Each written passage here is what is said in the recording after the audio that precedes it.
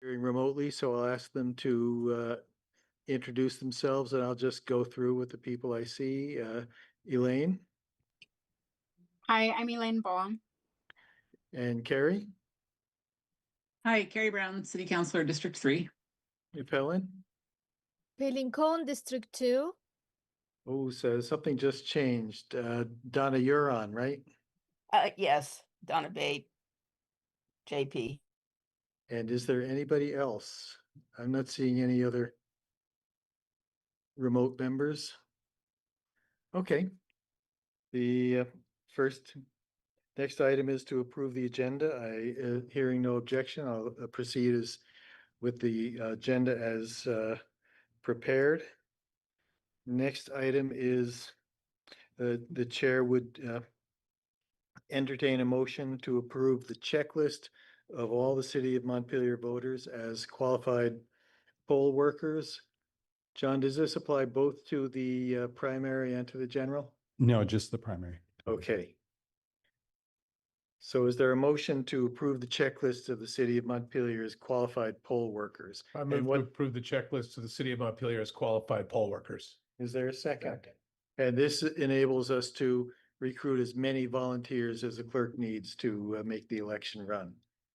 Any discussion?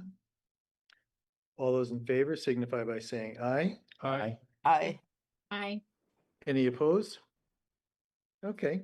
And next up, motion to acknowledge receipt and review of copies of the checklist. This is not an opportunity for the members of the board to go around and say, you need to add these people, delete these people, but simply to acknowledge that we received the checklist and reviewed the checklist, and anyone who has changes should email them to the clerk. And with that, is there a motion to acknowledge receipt and review of copies of the checklist? I will move to acknowledge receipt review of the checklist. I'll second. Any discussion? All those in favor signify by saying aye. Aye. Aye.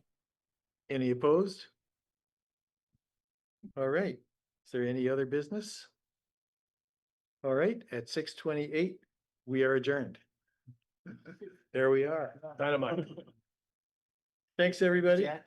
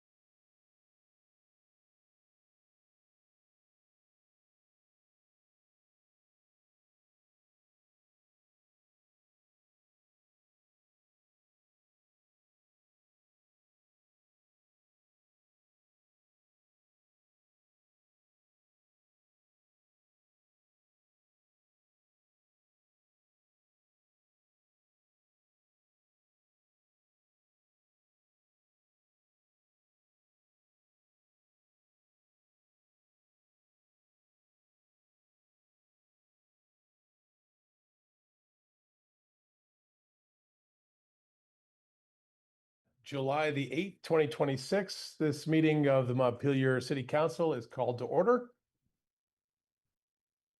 Round two, or item two, meeting logistics and remote instructions. I'm going to keep this simple. Display your first and last name if you're joining remotely. When speaking, state your name and where you live. Keep your comments to the allotted time so that others have the opportunity to speak. If you have several questions, please ask them all together. Focus your comments on the agenda item under discussion. Direct remarks towards policies, decisions, and ideas, not individuals. Avoid comments about a person's character or intent. Wait to be recognized by the mayor before speaking. Follow the rules of procedure included in the agenda packet, which will guide how the meeting is conducted and may be applied as needed to maintain orderly discussion. Now, before we move on to our next agenda item, I invite you to just join me in coming fully into the room. I'm going to put my feet flat on the floor and take a few breaths.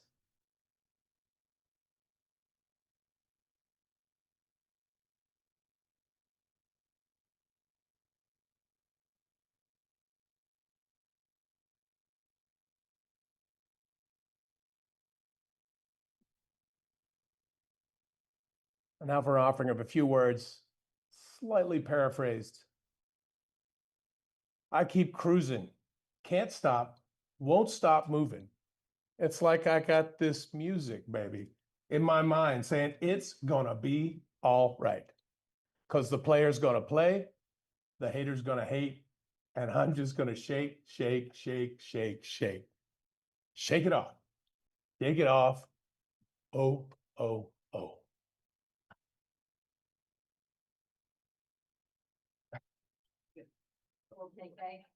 Yeah.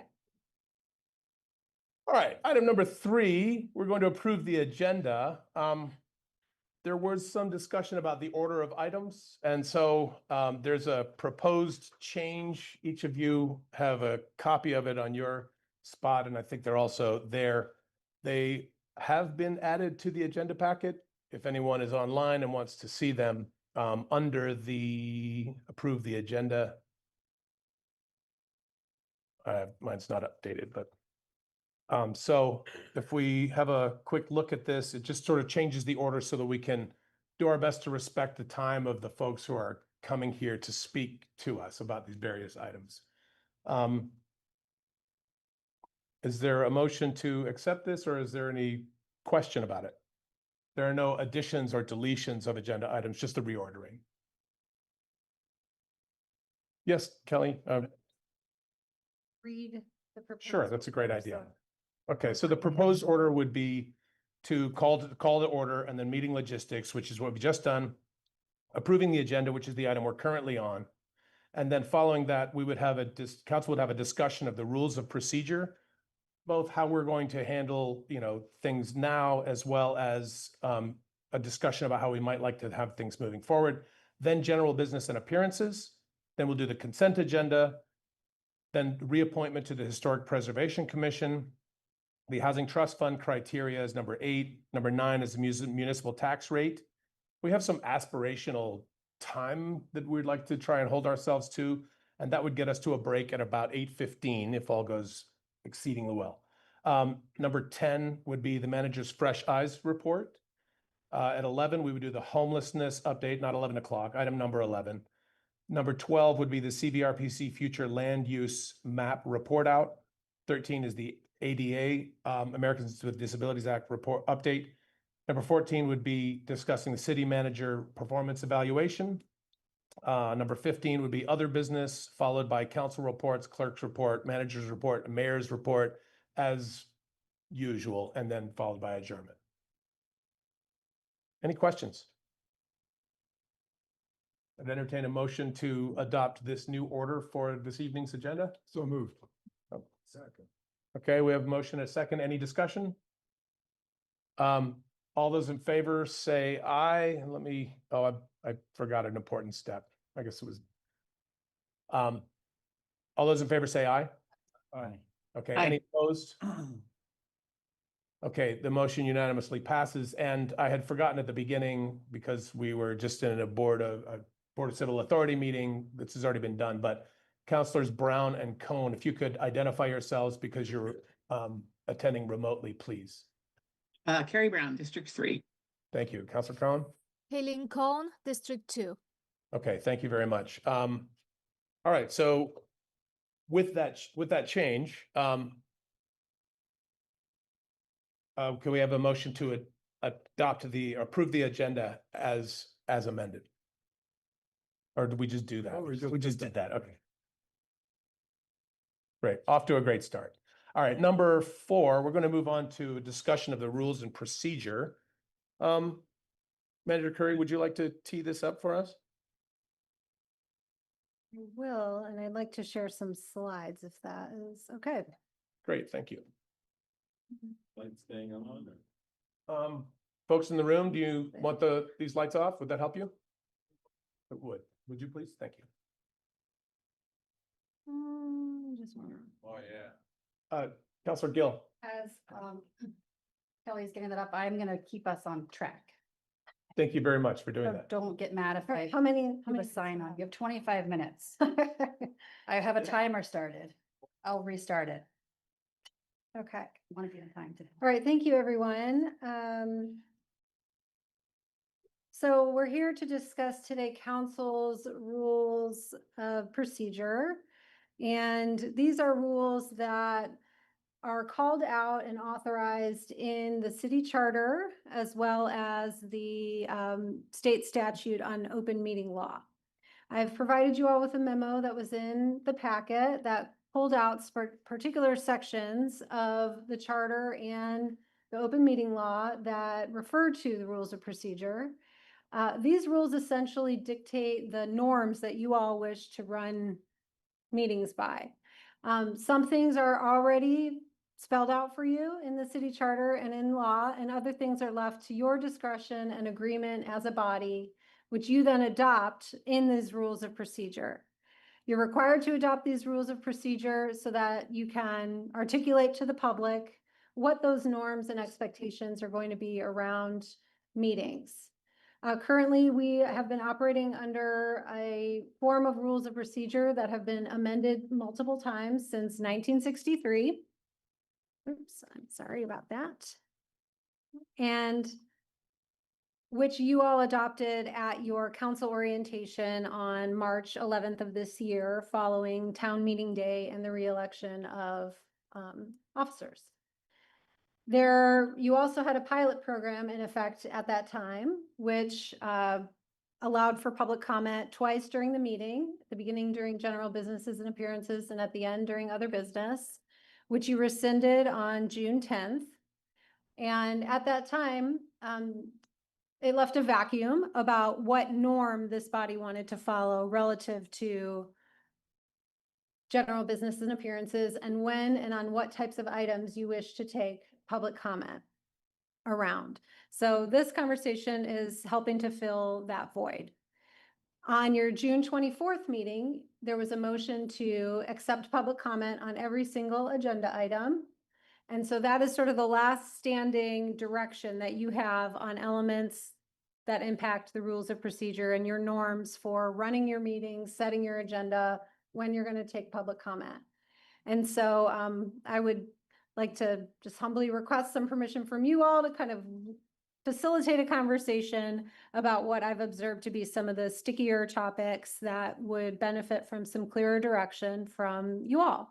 And I propose that the best way we do that is to walk through the number of questions that I've laid out in the memo, discuss each one, and figure out where the majority of the board lies around these. It's possible that you won't all reach consensus around one or more items. And so I recommend that whatever the majority dictates for that is what you include in your rules of procedure. Based on the conversation and the direction that you provide today, I will take that back and produce an updated draft for circulation to you all that I hope we can adopt at the next meeting. These can become lengthy conversations though, and so if that's not possible, I might recommend we continue the conversation to a special meeting focused just on that topic. As I understand in your past practice, updating these rules with something that might ordinarily have been wrapped into like a strategic planning retreat or session. We're just getting a little bit ahead of that so we can dictate these norms and help create understanding for productive and efficient meetings. I'll stop there and see if there's any clarifying questions anyone has. I'd like to say that what I think we're trying to do here, what we're not trying to do here today is adopt new language today. There is not redrafted language in front of us for us to adopt. We're trying to have a conversation around what direction will whoever drafts the language go away with to put into words for us to come back and readopt it another time. For today's meeting, if I could just sort of state what I think the norms are that this is how we've been doing things generally and how we should run today's meeting. We're not trying to design during this conversation what today's meeting is going to be. So general business and appearances, as was stated, has been at 5 minutes. So we'll keep that. I'm going to say this as though it's done. And then if there's objections, then please say so. But on individual items, we'll have 2 minutes for comment on them. And each agenda item should go roughly something like this. We'll have staff or committee or partner presentation and tee up of the thing. We'll have clarifying questions from council that is not debate or advocating for a position or trying to convince others, but it's just questions. Then we'll have public comments so that we can hear them. Then we would have a motion and then discussion and debate. And that's where you would try to make the case for why you're voting a certain way or sway someone else's opinion. And then we'll take a vote. We will hold public comment on every, putting in air quotes, agenda item, but we'll forego it on the council reports and the mayor's report and things like that. And then, so if everyone is in agreement that that's how we're running today's meeting, then we at least have a baseline for now, and that's just for this meeting. And then we can enter into these questions about how are we going to have conversations going forward? Does that seem amenable to everyone? Any objections or questions or additions? I'm not seeing anything online or in the room. So then that's how we're going to proceed for today. Thank you. Are there any questions for Manager Curry before you want to lead us through these questions, or do you want me to do it? I think it's great if you do it. Thank you. Okay, this is your current practice, and Mark just reviewed the practice for moving forward for this meeting. I sent to you all some references and examples. The VLCT has a model, call it model code. It should be model rules of procedure. They're quite lengthy. They do restate some things that are already captured in law.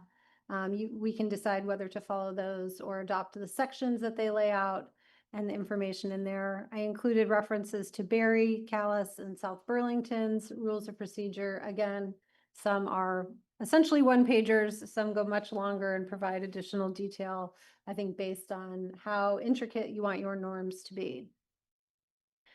These are the model code sections that VLCT proposes: purpose, application, organization, agendas, meetings, motions and voting, public participation, order, and meeting minutes.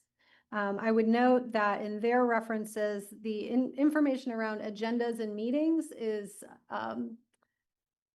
a repetition of what's already spelled out in the open public meeting law that really covers what you're required to do as a body, what the city's required to do as far as warning the meetings, how to treat different types of meetings like regular, special, and emergency meetings, etc. And these other things are where we can, provide some of the detail that you may or may not wish to. So kind of diving into some of the questions around this. Do the VLCT model rules resonate with you all? Again, they are more organized. They have clearer sections spelled out. They are much lengthier than the ones you currently have on the books. And I'm open to omitting any sections or adding any if you think are necessary. And so I'll just start there to get a sense, because this will help provide the form of what future draft rules would look like to you all. And I'll look to the mayor to call on people, please. Yeah. But the question is, you want to just restate that in? It's just right behind you. Oh, great. What do you think of the Question is- VLCT section? Is the VLCT model rules a good jumping off point for us to start from? Counselor Alfano. I don't see why not. I mean, I looked at it, it seems as good as anything else. It's a format that obviously works in a lot of situations. Why not start there? And if we find that we need to amend it, we can do that. Okay, anyone take a different position on that? Can I ask a question? Counselor Doyle, go ahead. I'm curious if you, would you recommend, I agree. Would you recommend though, omitting certain sections that you find redundant just in the sake of expediency of the document? Or do you feel like we should just adopt these wholesale? I think there's a lot of opportunity to streamline. You know, the intent of the document is for it to be workable and a reference for you and the public. Right. And so keeping that in mind, I don't think it needs to be quite as wordy. There will also be some additions from charter language that will have to go in there. Great. And that's work that you'll do in the intervening. Right. That sounds great. Great, Counselor Alfano? Yes, to be clear, I was endorsing the form of the VLCT, not the precise language. Great.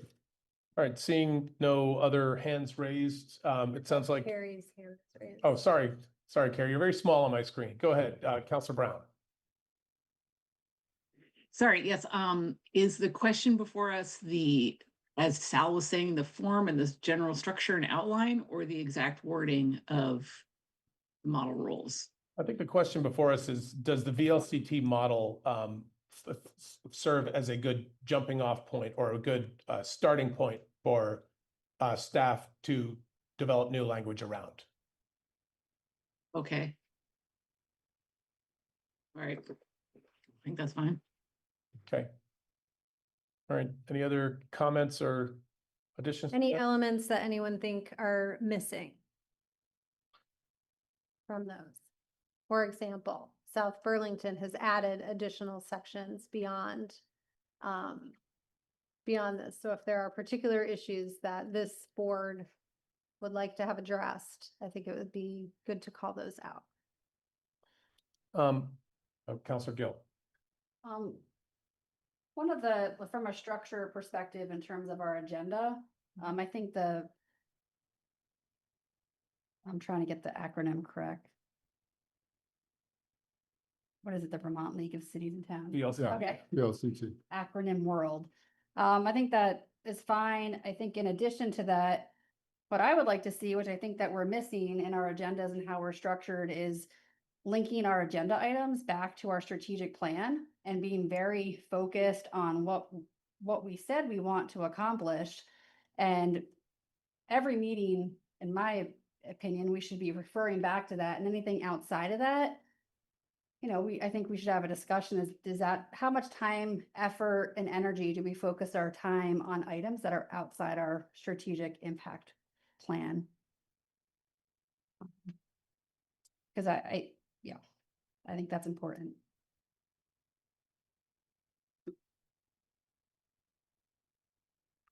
Okay, I can try to think creatively around that. Okay, Counselor Brown.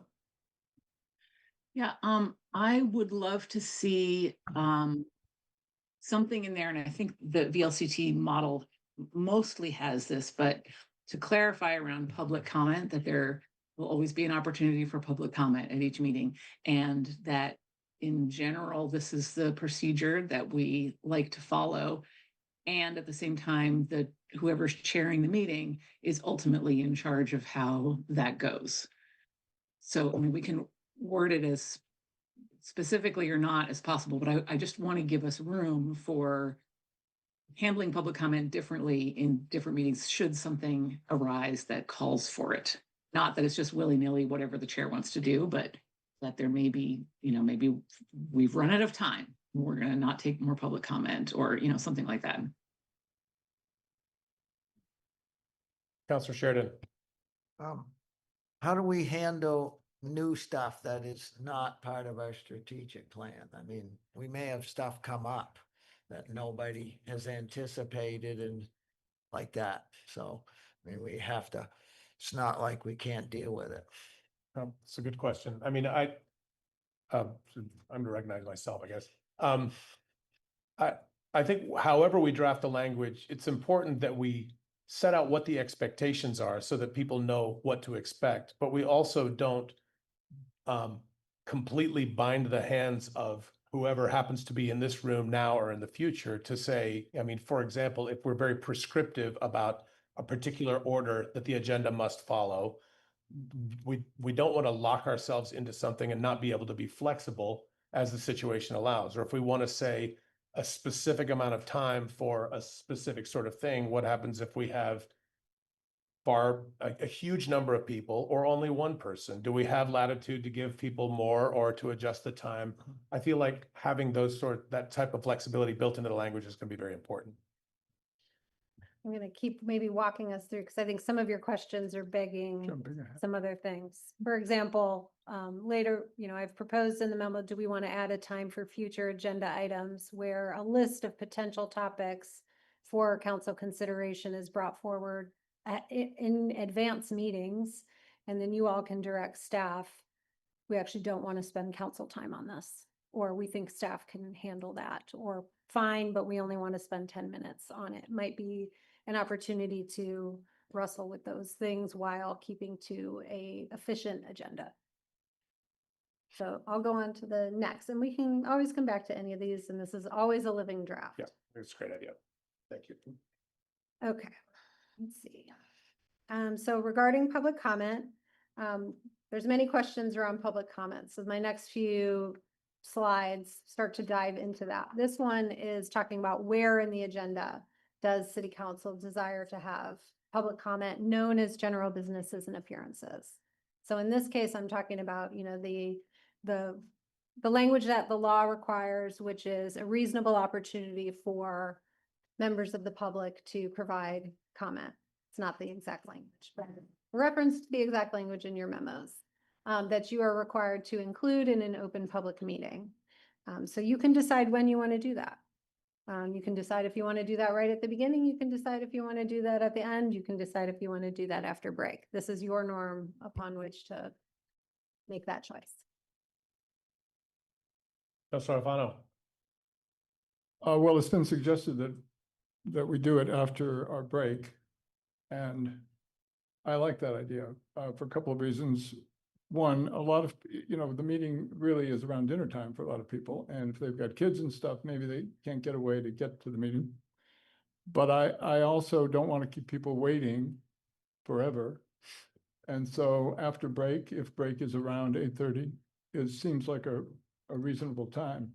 But I also think it depends on how we handle public comment. And I think there should be a time limit, which is another one of your questions. And depending on, I think there should be a maximum time per speaker. And I think then we should also establish a total time for all speakers, so that if there are 20 speakers, we need to divide the maximum time, the total time, into 20 parts, so as to not be here all night. And I think the chair of the meeting really ought to have the ability to make an exception. Councilor Sheridan. I think we should try to pin down the time somewhat so people know consistently. I mean, right now, everybody knows it's in the beginning of the meeting. But let's say we have it after the break, we should have a time frame there where it's going to be within these minutes, so people will know when they might want to come or tune in online. Let's say if we break at 8:20, we're going to have it at 8:30. Something like that. It doesn't have to be exact, but maybe a little window where this is where it's going to fall in, so people can know that they don't come here early and wait, but they have kind of a general idea. Oh, it's going to be in this time. I'll run down then, or I'll go online then, but we can figure that out. Councilor Brown. Yeah, I also think it's really helpful to have a very specific time when general business and appearances happens. And public comment on other agenda items. I don't know if we're talking about that right now, but I'm just thinking about the general business and appearances. And I like having it first thing because I think that is really predictable. We're not doing it first thing tonight, but you know, my preference would be we do it right at the beginning, as we have been doing it, so people know that's when it's going to happen. My concern with doing it after the break is that we don't always take our break at the same time. We could get really strict with ourselves and say we're stopping at 8:20 so we can have public comment from 8:30 to 9, whatever it is. But I still feel like if I were wanting to give public comment, I'd be happier doing it at the very beginning of the meeting. No, I can't just come to the beginning of the meeting, and then I can go. So that's where I'd like to see it. I'd like to just say that if we're talking about how to construct language that we're going to adopt, that's going to guide how we're going to run meetings going forward, just this conversation alone, I think we want to avoid language that will bind us to say, oh, if we want to make a change and do it, let's say we try it out and we want to change it back, then we have to have a whole new agenda item. We have to discuss it and vote on whether we're going to move it back. I would prefer if we were allowed to just make the agendas, set the order, publicize it to everyone so that everyone knows what to expect for the upcoming meeting. And then if we want to make a change, we could just make that change and not have language that locks us into one specific thing. 5 minutes? Okay, we're not gonna get through this. I might recommend that we, on just this item, kind of check in with counselors on what the preference is, because we have 2 clear differences here proposed for when general businesses and appearances will occur. I've heard either at the beginning of the meeting, which of course comes after you approve the agenda, or after break in the middle of your meeting. Okay, since we're not trying to take binding action, oh, go ahead, Counselor Gill. I mean, not to have a full-on research project here, but it might be good to ask our constituents, right, to do a little polling, right? Because we can just assume that they want to come at 6:30 and that's a great time for them. But maybe the people that want to talk are eating dinner and with their families. Maybe 8:30 would be better. Like, I think as you all know, I like data-driven decisions. So it might be good to get a little bit, I mean, not to kill ourselves with a full-on research project, but maybe just ask people, you know, what would they prefer? If you could come in and talk to city council, would you prefer right at 6:30 or 8:30 with a very given time? And then we can, I mean, it also would be nice for a small group to talk. Like, I didn't get a chance to look at all those agendas. So it'd be nice for, I mean, we did it with the pilot, right? We came up with an idea, we had an hypothesis, we collected some data, but it'd be nice to like come back with like, here's a structure, this is what we're gonna do, and either approve it or just amend it. But I think these open-ended discussions, I don't know, we could talk about this for like 3 hours. Well, I just would encourage, I mean, these are your meetings and your 8 hours a month together to decide how you wish to do it. So you will meet your obligation on taking public comment, no matter where you decide to do it.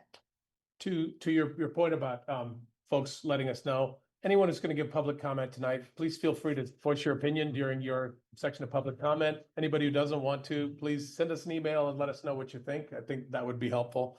Counselor Doyle. I would just, for the sake of, moving it forward, I'd be willing to try or propose that we try doing it around the break. If we can really be disciplined around the time. I think given like some of the other changes that you've proposed around structuring items that would receive comment from the public, it kind of makes sense to kind of put that all together in a block that could end in general business and appearances.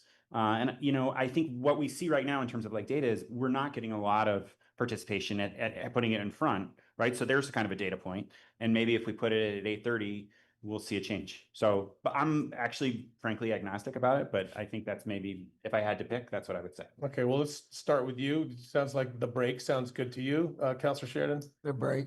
The break, Counselor Gill. Sure, let's try it. Sure, let's try it. Counselor Alfano. I believe I suggested it. Okay, so that's fine. Counselor Brown, you can state again, but I think she's already said at the beginning is her preference. I prefer at the beginning, but it is not something I feel super strong about. Happy to try whatever seems like it might have a possibility of working. Counselor Cohn, do you have an Yes. opinion about? Yes, Yes for the break, or yes for the top? yes for the break. Okay, great, thanks. It sounds like we have general support for the break. I would like to say again, I don't think we should bake into our policy language that it will always be at that time. I think we should try it for a while and see how it goes. Also, I'd like to point out that at any time, anyone could make a motion that we hold a special meeting to cover the rest of this topic. It is 7 o'clock, which is sort of bringing us to the end of the time we had aspirationally hoped to spend on this. I don't want to cut short, but also I want to keep us moving. If we follow our aspirations, we'll still be here till like 10:30. Counselor Sheridan. I'd just like to say one thing quickly. I talked with some counselors, and I would love to see us front load the tough agenda items when we're fresh. I hate it when agenda items that are tough are at the end and everybody's like, I'm just not thinking my best now. And we've heard that from all of us. So I'd love to tackle the stuff that's hard first. And then if we have some success, it may carry the momentum further to, have some success on the whole evening. I mean, if you start a game and you're ahead 5-0 in the first inning, boy, it picks up your whole game. So. Great. Love a baseball. Okay, well, we We can, We got the red card from Counselor Gill. The chair would entertain a motion to hold a special meeting to continue this conversation. I'm willing to make that motion, but I would ask that if we do it, we have it in advance of the next. I would love to see the proposed rules of procedure come back for us at the next regularly scheduled council meeting. So I'd be happy to I will make a motion that we have a special meeting to discuss these rules of procedure. And I would hope that we could do it before the next meeting. Is there a second? I'd like to make a friendly amendment to say that maybe it's next Wednesday. I'm happy to, yeah, I mean, So there's the friendly amendment. Do we have a second before we go into discussion? Wow. All seconds for the. Okay, purpose of for the having sake a of moving discussion. forward, thank you, Counselor Alfano. Any discussion, Counselor Gill? So I don't think we need a special meeting for this. Neither do I. This is, I think, You know I what? think we can figure this out. I Right. think there's sample agendas. I think maybe a small group of people can just, I don't want to meet it again. No, Okay, I don't. well, thank you for that. Let's just take a vote. Counselor Doyle? if I could just say, like, I'm actually, I'd be happy. I would be fine actually not having the special meeting, and I would withdraw my motion if that's possible. If we felt comfortable with the city manager just kind of proposing it based on like best practices and her previous individual conversations with us and kind of synthesizing that and coming back with ones that we can consider. If you feel that you have the direction that you need. I feel that in the memo, I have called out what I think are the specific questions that I need you all to weigh in on and have provided a proposed sample form of the agenda that front loads more of the difficult stuff. For example, it starts with public hearings, moves on to voting action where you would take public comment, moves on to voting action where you would not take public comment, and then discussion items followed by consent and reports is how I've structured that. The only difference in what's in the memo to this discussion is moving the general businesses and appearances further down around the break time. And so you all, I think, have the information to weigh in on. You can individually email me. And so if there are specific elements of conflict amongst you all, I can propose options in a draft form. Does that suit everybody? Yes. Yes? Okay, great. Then Should I withdraw my motion? yeah. Can you may, I think. I would ask to withdraw my motion. Okay. I'll motion- withdraw my amendment. All right. Motion and amendment are both withdrawn. We will respond to the manager's email. I'd ask if we can to do it, if we, I mean, we've had it for a couple days. We should be able to do it by the end of the week, right? Yes? Yeah. Great. All right. Please try and hit that. All right, great. With that, we're gonna move on to the next agenda item. Which is, oh, look, general business and appearances. Is there anyone in the room that would like to speak? Okay, Mr. Bellini was here first, Mr. Shear was here second. Mr. Bellini, go ahead. I'd like to remind everybody, we have 5 minutes. We're gonna try and keep it tight. I'll try and let you know who's next. So as soon as the previous person is done, you can come Hi. on up. I'm Dave Bellini from Montpelier. Good to see everybody. You guys are doing a good job. I asked a question 2 weeks ago. It's okay to answer my questions. I know you have it in there. This is the questions, ask them all at once. There's no section on will we answer you? But I did get my question answered because I emailed Kurt. So that's okay. I got something I'd like to see. We're down 4 police officers, or we're gonna be down 4 police officers. So that might create overtime. I'm familiar with correctional institutions. When you're short, everybody works more, but it's not a apples to apples comparison. So on the one hand, you're gonna have perhaps more overtime, but on the other hand, you're gonna have a vacancy savings. So I'd just like to see a projection. What do you guys project? Where will your vacancy savings be? Where will your overtime be? At the end of the day, will you have a little pot of money? And will that pot of money go to the general fund? Or will it remain with the police to sort of augment their activities? That's it. And as far as when you have public comment, why don't you call it public comment instead of general businesses and appearances? Motor vehicles used to have DMV enforcement on the back of their trucks. And then one day the light went on and they said, oh, we're actually police. They put police on it. Everybody knew who they were. They pull people over and they'd say, who the hell are you? This is like, okay, that's it. All right, thank you, Mr. Bellini. Mr. Shear.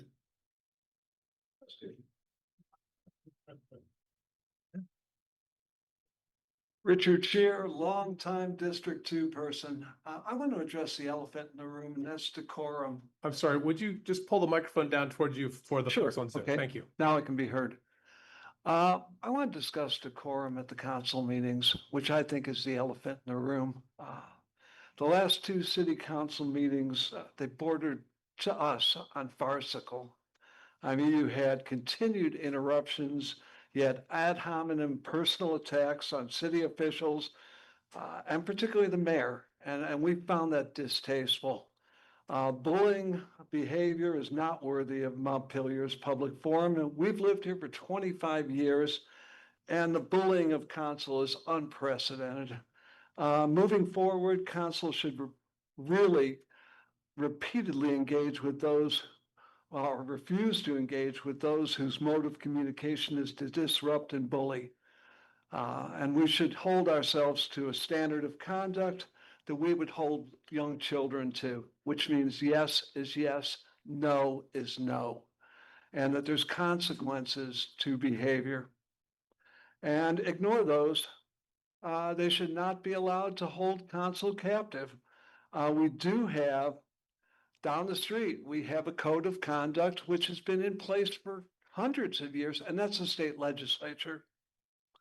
The state has long had effective protocol for dealing with disruption. In fact, it's in our Constitution, Section 8, which is doors of General Assembly to be open. The doors of the house in which the General Assembly of this Commonwealth shall sit shall be open for the admission of all persons who behave decently. And they do define that. And they've long had a rule in place on disturbing a lawful assembly. By law and practice, this specifically defines the behavior that substantially impairs the meeting or causes it to terminate prematurely, both of which have happened to this council repeatedly in recent days. The State House enforces that rule the meeting or chair of law enforcement will formally command the disruptive individual to stop or leave the premises. If the individual refuses to leave after being ordered out, state police are allowed to physically remove them to protect the assembly's right to conduct business, which is defined as behavior that actively causes the meeting to terminate prematurely or require a sustained effort to overcome the disruption, which has happened in this chamber recently. This has happened repeatedly. If one violates that, the fine is 60 days in jail, fine up to 500. Shouting out multiple times over the course of meetings, repeatedly ignoring the gavel or returning to a meeting after being asked to step out establishes clear criminal intent. Court rulings show that being unduly repetitious is a primary reason a speaker's First Amendment protections drop, as it directly prevents the government from conducting its business. A single instance can be legally ignored. Being unduly repetitious, and the courts will take notice and convict. Council needs to end the practice of passively being bullied. For the sake of all of us who live here, this gotta stop. 4.5 hours of meetings being repeatedly interrupted by a small handful is ridiculous. Enough is enough. I think I did it, didn't I get in You there? did.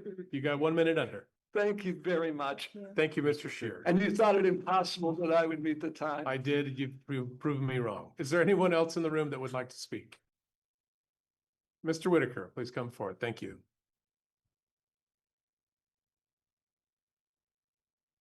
Steve Whitaker, I got to note the irony that disturbing lawful assembly of homeless on a bench at the corner of State and Main is harassing the homeless is our prior speaker's MO. So I want to speak to the process. I have prepared comments, but I'm not going to have time to complete them because of what happened at this very meeting. We're talking about an agenda that was published and then superseded. We were warned that general business and appearances was going to happen at 6:35. This meeting then turned up on its head and starts it after 7 o'clock. But missing from the binder are the referenced League of Cities and Towns, Berry City, Calais, and Select Board. So we're asked to comment on items that aren't presented in the package. And that's farcical. You know, these are issues that affect the public's rights, and our charter says those have to be done by ordinance, not by this loosey-goosey policy where there's clearly an agenda to shut people down or to constrain it and not hear dissenting points of view. So I'm warning you that you need to do this by ordinance and you need to hold a public hearing, and you need to do this properly because you are affecting the rights of the citizens to be heard. But the way this should have been presented would have been in kind of a brief legal brief stat with red line versions of what's in our current and what's being proposed to be interjected, and a comparison between any suggestions from Berry City, Calais, or the League, and then maybe comments in the side margin of what are the merits or the pros and cons of each, which ones will implicate constitutional rights or legal rights, and which ones are likely to attract litigation. So this was just bungled. This idea, we're kind of desperately grasping at straws. I'll speak briefly. We've had 2 serious assaults recently. A 78-year-old man assaulted behind Bethany Church, and then in today's paper is I don't know who the victim was, but a younger man was hauled away on violation of conditions. But when I hear aged and infirm people that I relate to frequently say that they're ready to start carrying a gun, I have to say we're not even talking about this stuff. We're not talking about why we barricaded the Knoll or its constitutional freedom of assembly over there. Everything I raise as issues that y'all need to deal with, mum's the word. They never get brought up for an agenda. They never get discussed. Never even recognize that you've even heard them. And that's dysfunctional. right? That there needs to be some feedback loop and response in writing or publicly to these issues, and whether you've scheduled them for an agenda or you're, gonna stick your head in the sand, at least be honest about it. So Monday's meeting, you called a special meeting and you've got an open meeting law violation for that because you didn't warn an executive session and you went ahead and conducted one. And you had a conflicted lawyer who owns property on State Street, presumably giving advice on litigation regarding the East State Street. That's why you hired the other lawyers, because Tarrant is already, he's a property owner. He can't give you objective advice on the East State Street survey. The encampment clearances. I brought up the encampment clearances continuing, and nobody even asks a question. None of you counselors have the guts to say, is this legal that we're displacing people without an ordinance in place? We're confiscating their goods. We're, displacing a handicapped person with a broken wheelchair. And none of y'all have the courage to talk about that in public. What's wrong with you? And the third issue was the North Branch Road, which I've already mentioned.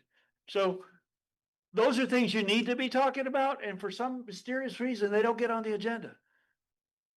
Thank you, Mr. Whitaker, for your comments. Is there anyone else in the room that would like to speak, or is there Counselor Doyle? Yeah, I would just say that I have a lot of confidence in our attorney, Michael Tarrant, and I believe it's factually inaccurate to say that he owns property on East State Street. It is factually inaccurate to say that, yes. There's also a lot of presumption about what kind of happened. I'm sorry, I don't know your name, or I would call you.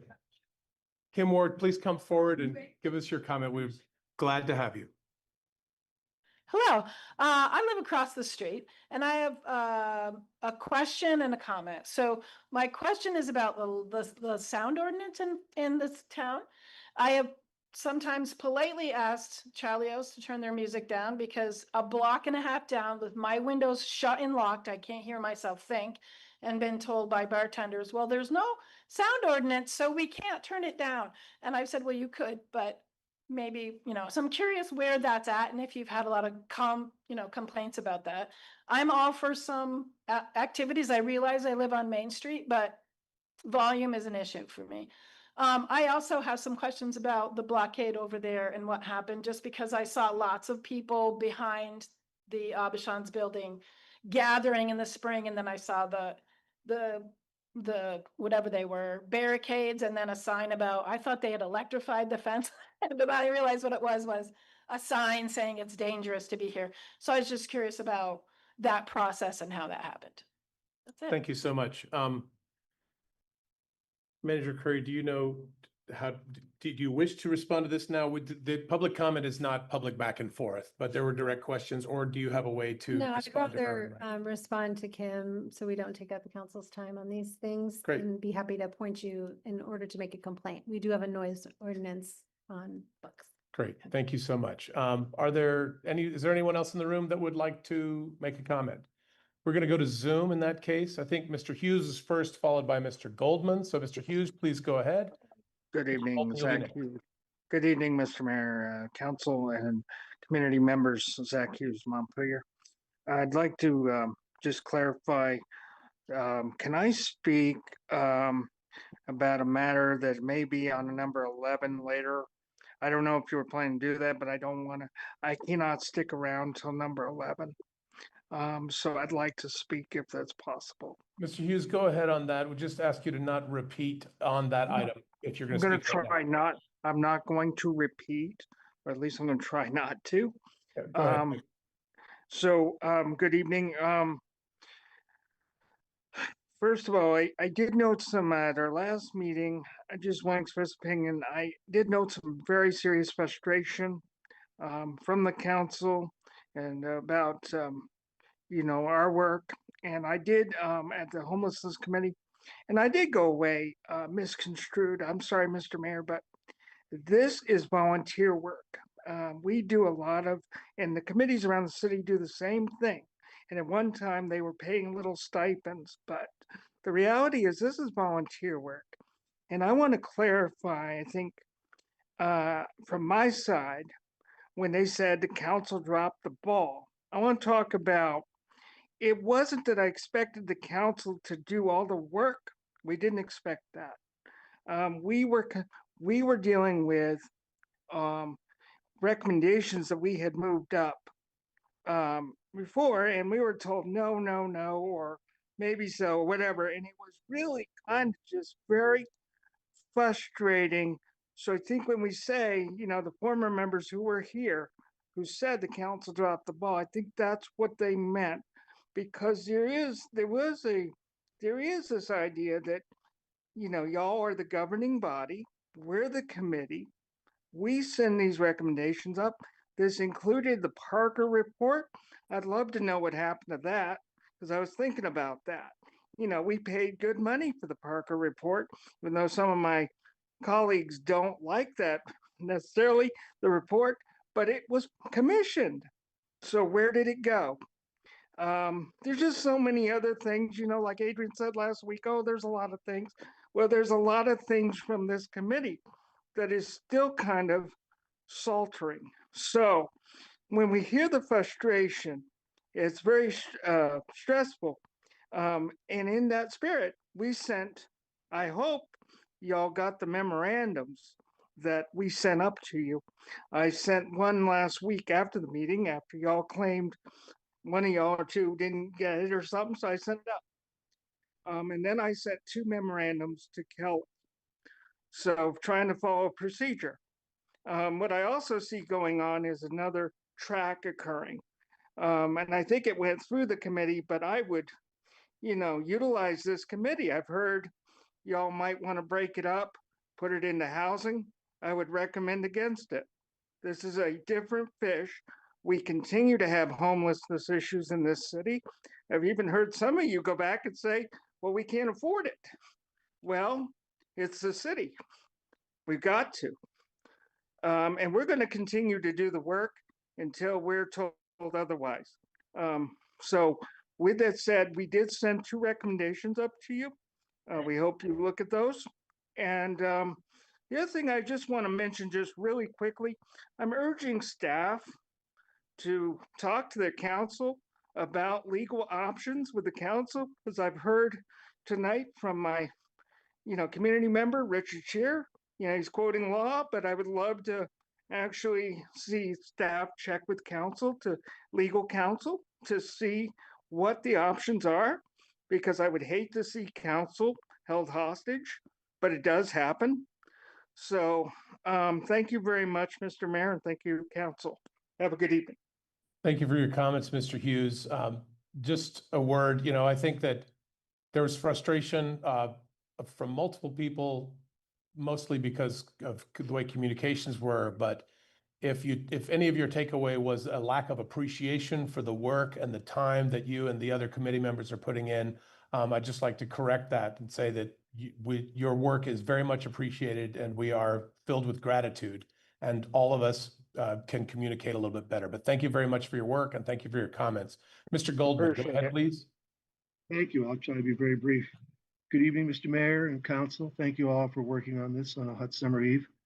I wanted to just support what 2 council members said. I've been coming to the meetings for, 40 years, long time. I appreciate that you may want to move general business. And I want to reinforce what Councilor Brown said. You really need to make that a defined time that people can rely on. And I would also like to support what Councilor Sheridan said about, if we may, it might really help to move the heavy agenda items to the front. So we're doing it while we're fresh and not doing it at 10 o'clock. Those are my only comments. Thank you all for working on this. It's not easy, but those are my 2 observations after coming all these years. Thank you. Thank you very much, Mr. Goldman. Last call for general business and appearances. Is there anyone else in the room or on Zoom that would like to speak on any topic other than those on the agenda later? Seeing none, we are closing general business and appearances. We're going to move on to number 6, the consent agenda. At this time, any counselor may pull any item from the consent agenda for any reason. Is there any counselor who would like to pull an item from the consent agenda? Seeing none. Chair would entertain a Move it. go ahead, sorry. I'll move the consent. All right, we have a motion to approve the consent agenda. Second.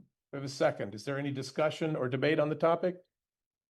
Seeing none, all in favor of approving the consent agenda as presented, say aye. Aye. Any opposed? Any abstentions? The consent agenda is unanimously moved. Wow, we just picked up 4 minutes and 28 seconds there. All right, we're on to number 7, the reappointment to Historic Preservation Commission. Manager Curry, who teased this up? I can. Oh, Sorry, thank let you. me pull this up in our agenda. Do.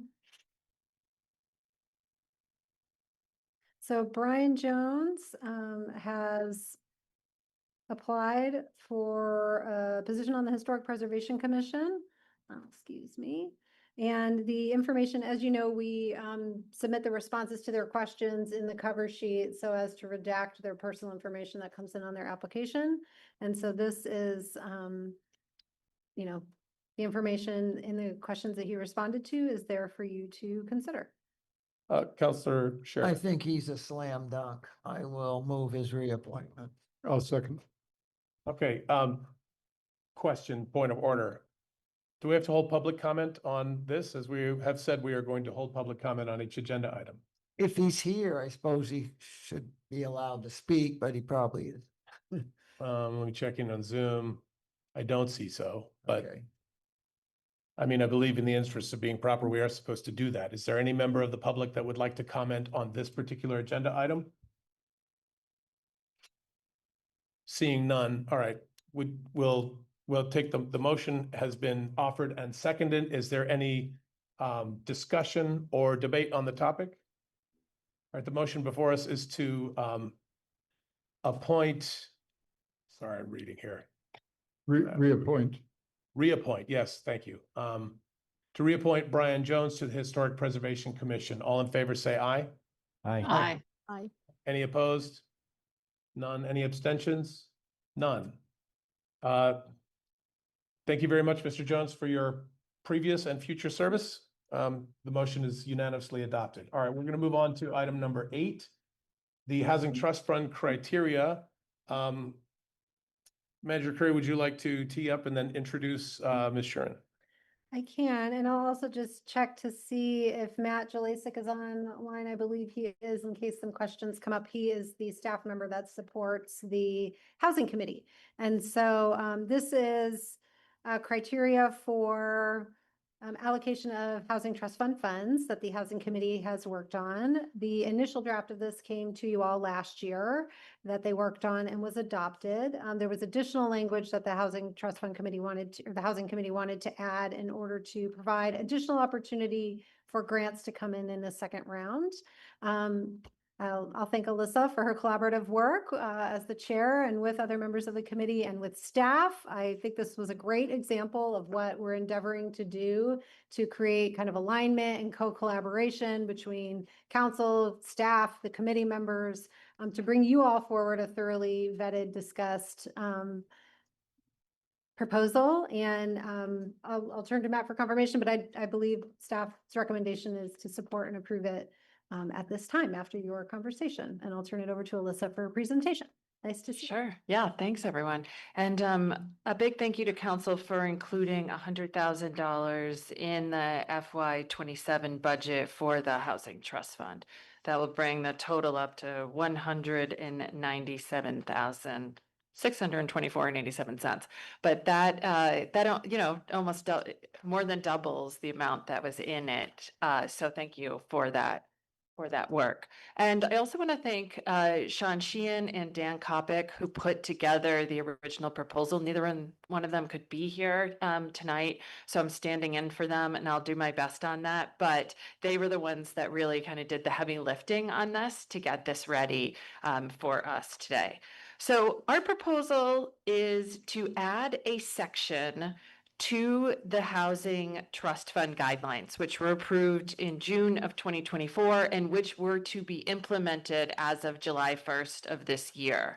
So we are requesting an additional section which essentially would allow grants and loans the same way the other sections do for just limited grants and loans if the funds are not expended through the first rounds.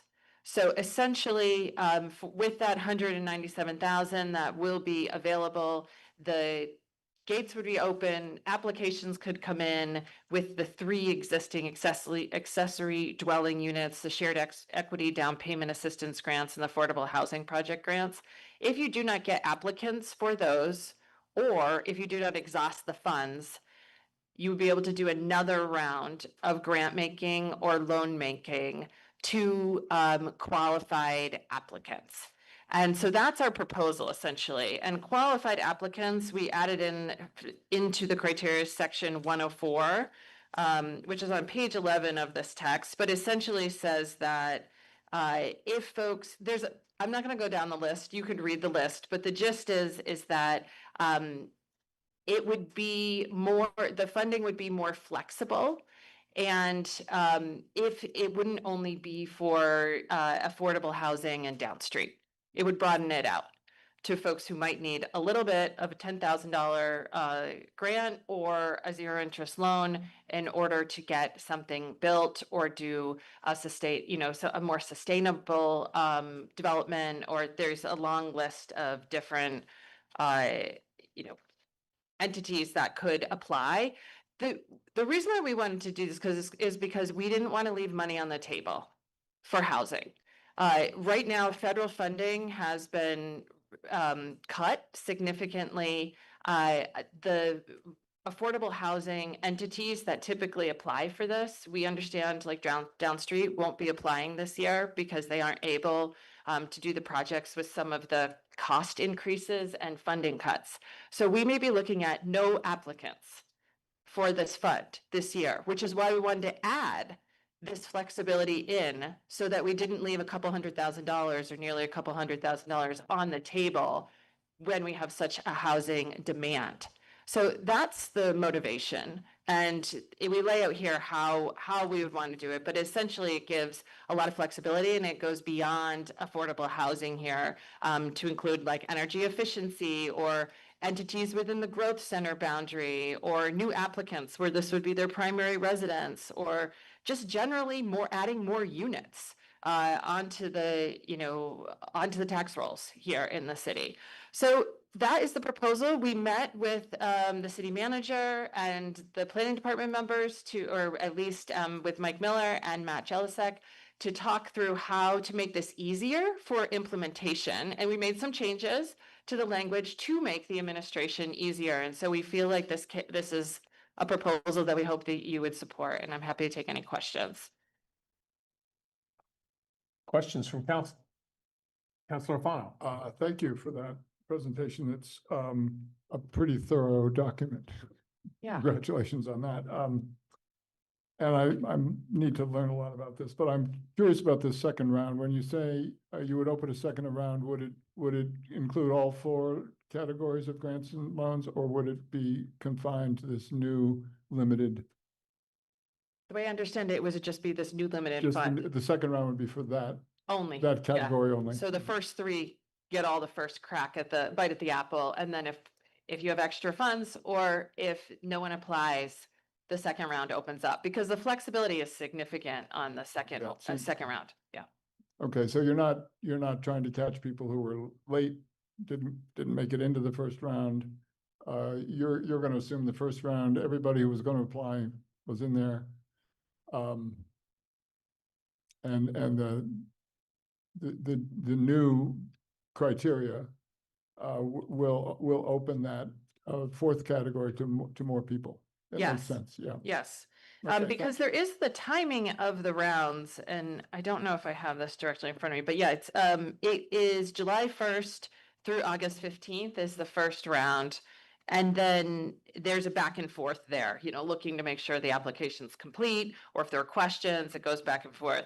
And I think I think the city could and should do, and the housing committee can help with this, advertising during that time where we get the word out. You know, you could put things on Front Porch Forum.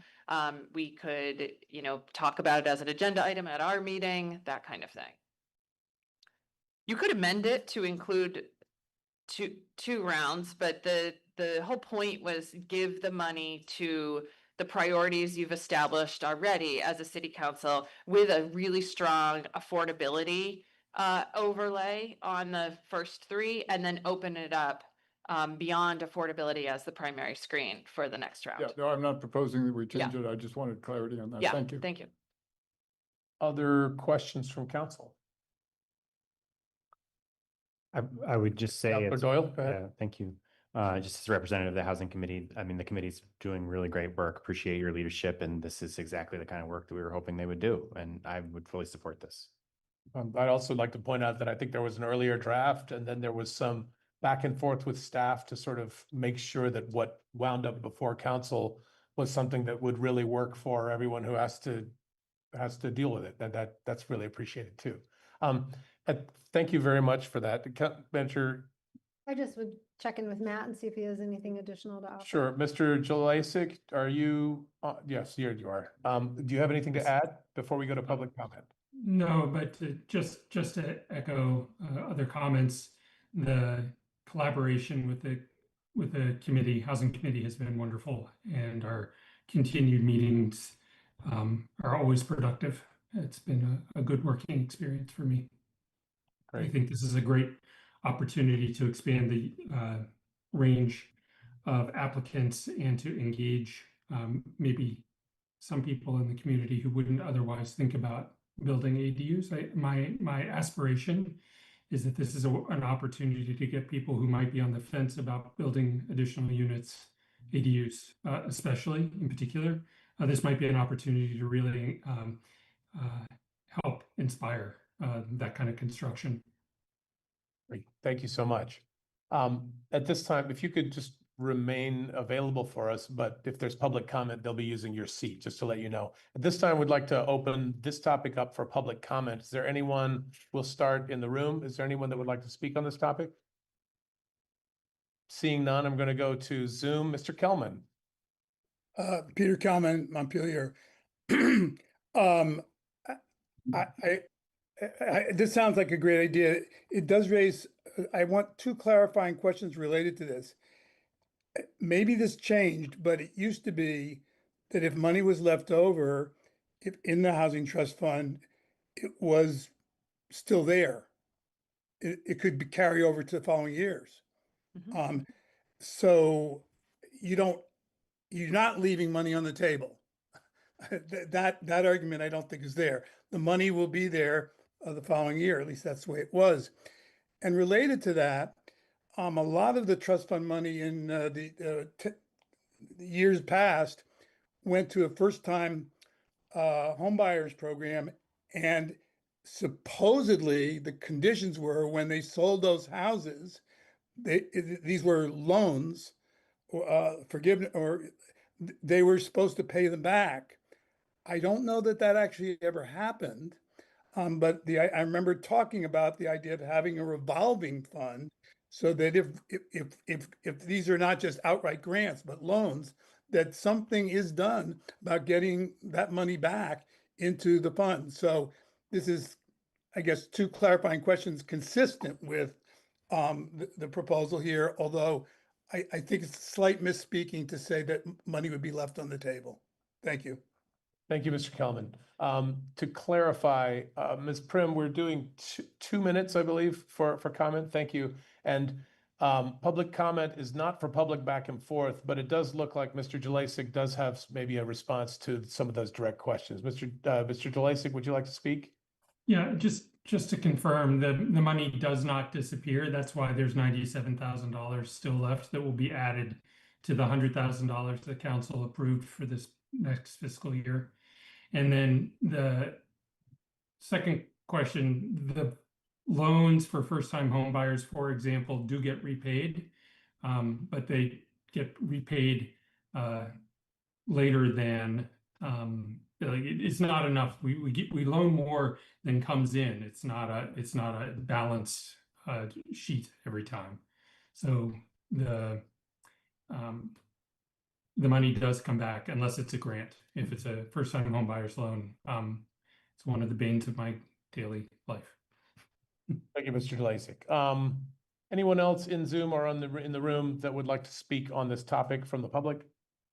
Seeing no one, we're going to come back to any other clarifying questions from council before we entertain a motion.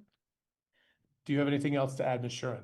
I just wanted to say that it's 0 interest loans up to $50,000 and grants up to $10,000. The council gets to decide both of those, either or. So, Mr. Kelman brought up that it was loans only, and I wanted to just point out that it was loans and grants that are part of the fund. Okay, thank you for that. Manager Curry. Yes, and I would just like to offer that, in the timelines for these criteria, which you are adopting as multi-year, this is the criteria you'll visit every year, calling out the dates of July 1st to August 15th. We are obviously lagging that to roll this out. And I think as a product of a major transition that has happened over the last year, staff will work on this diligently, and in this first year open, the application period for a 45-day period, which aligns with the expectations. But as you know, we haven't stood this up for a July 1st launch yet. And so more to come. Staff will work diligently on that. You'll hear our opportunities for advertising that program. And I know the Housing Committee knows that. So thank you. Great, thank you. Thanks, everyone. So at this time, the chair would entertain a motion to approve the Housing Trust Fund policies and procedures document as presented. So moved. Okay, and I think I will move to approve the Housing Trust Fund policies and procedures document as presented. Thank you very much. Is there a second? Yeah. Second from Councilor Gill. Is there any discussion or debate from council on this topic? I'm not seeing any. The motion before us is to approve the Housing Trust Fund policies and procedures document as presented. All in favor, say aye. Aye. Aye. Any opposed? None opposed. Any abstentions? None. Unanimously passes. Ms. Shuren, thank you very much, and thank you for everyone on the House. Thank you.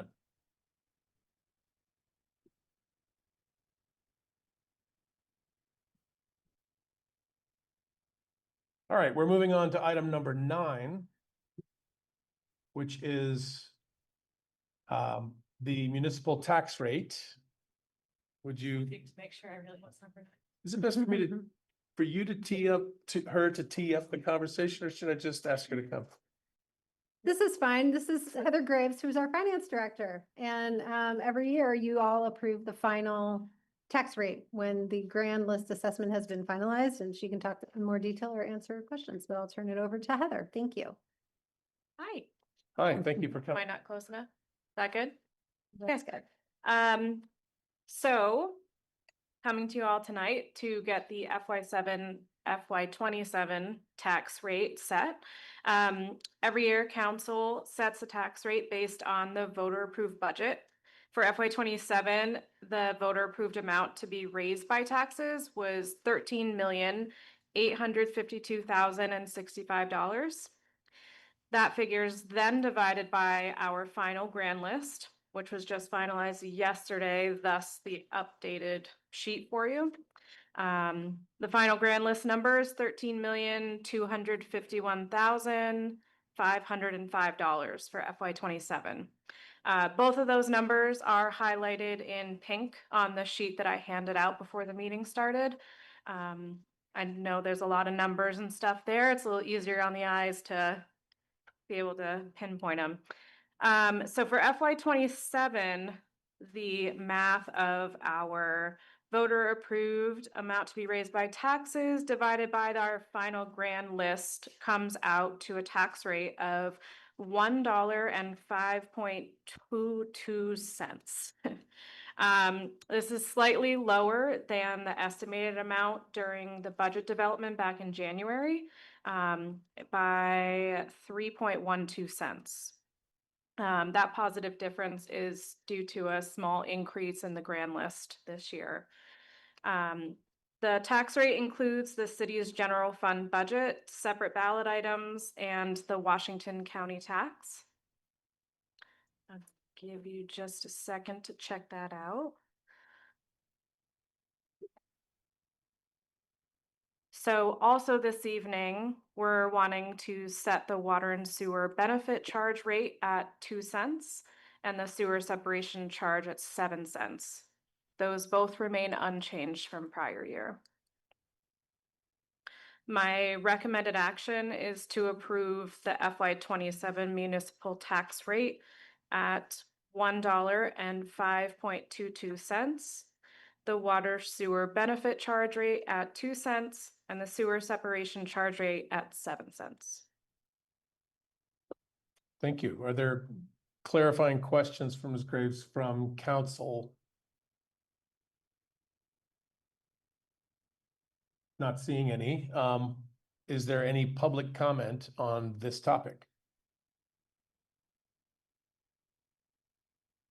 Seeing none, the chair would entertain a motion.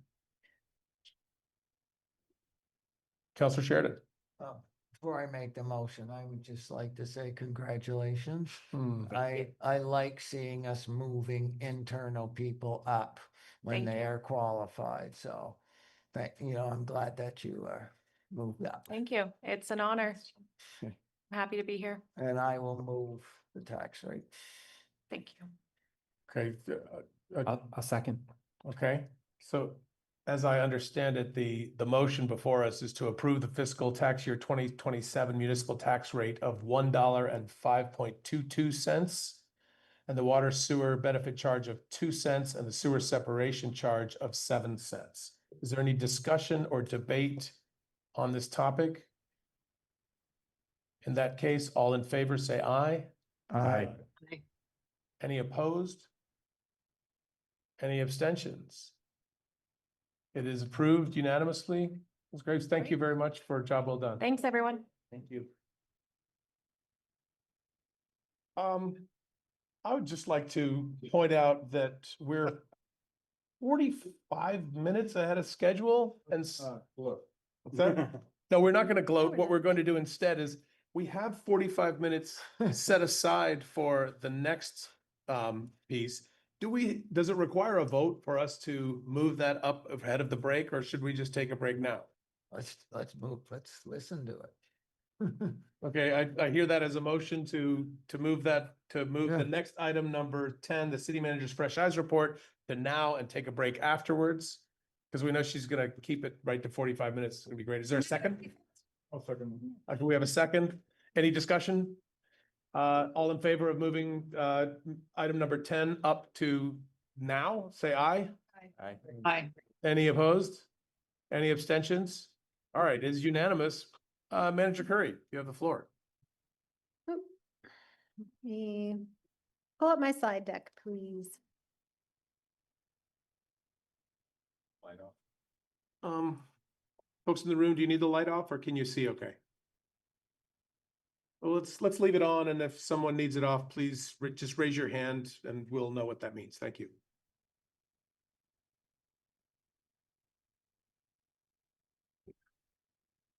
All right, thank you, everybody. I appreciate the opportunity to present to the council and the community what I'm calling my Fresh Eyes report.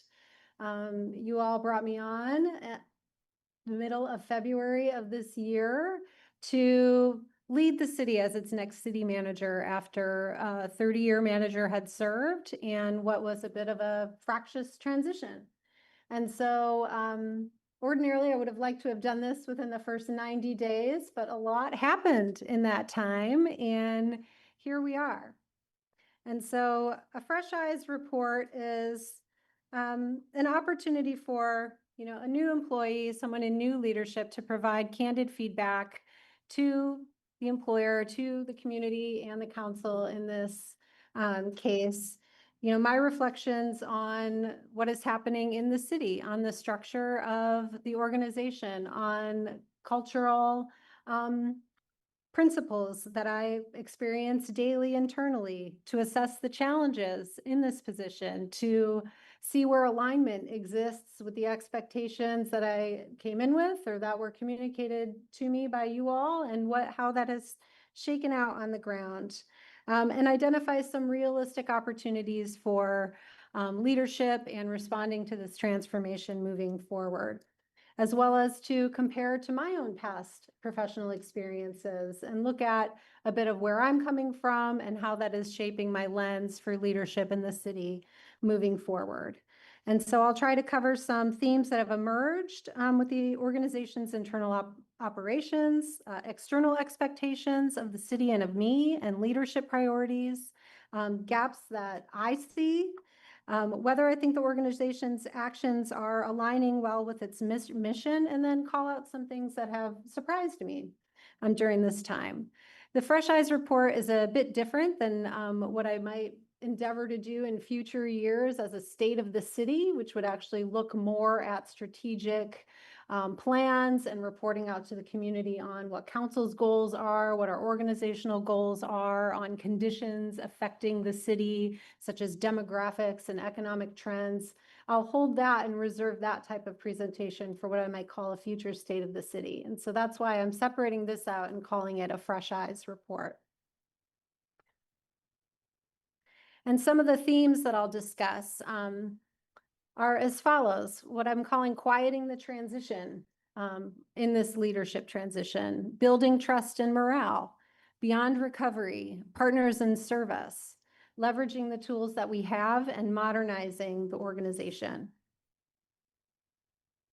And so for quieting the transition, as I mentioned, it's a big shift for a new leader to come in and take over after a former leader has been there for decades.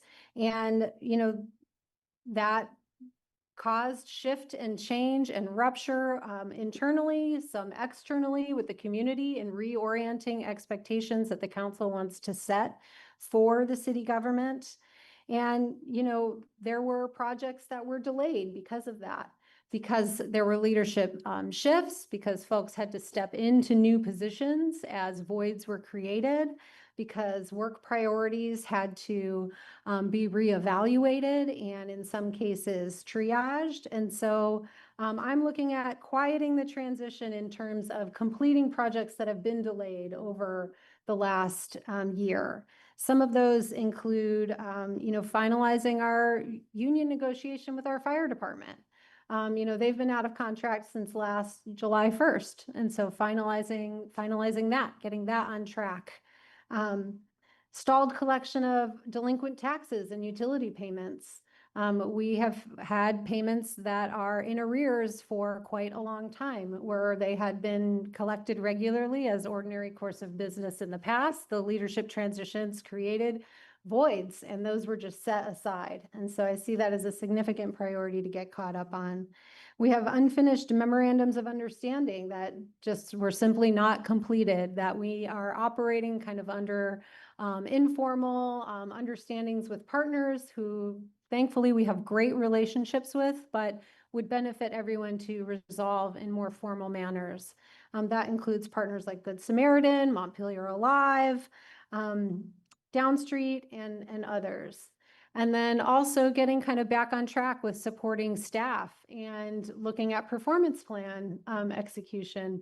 This was not done regularly over the course of many years, from what I can tell, and has not been done recently. And so being able to develop that leadership to support staff, articulate goals together, how those align with the city plan and the council strategic goals, and then regularly provide feedback is something that I see as important to do. I would also note that when you have major leadership shifts like this, it's not out of the ordinary for organizations to see further churn. And, folks, we've seen other department heads in the city have decided to depart for a variety of reasons, whether that is, They didn't like how things were going in the past. They don't like how new leadership is going. They're reevaluating their opportunities elsewhere in other positions, and what they want to do for their careers. It's not unexpected that there will be additional continued turnover in departments as a result of this type of transition. And so with that, we are also building staff capacity. You know, we still have a number of vacancies, which I am working on filling in my office and in other departments, which we absolutely need to build capacity. Our capacity is really limited right now. And, you know, honestly, we're working on what are the core essentials for government and to keep government running and functioning in Montpelier. And so, you know, building that staff capacity to have a strong runway ahead is a critical item for quieting the transition.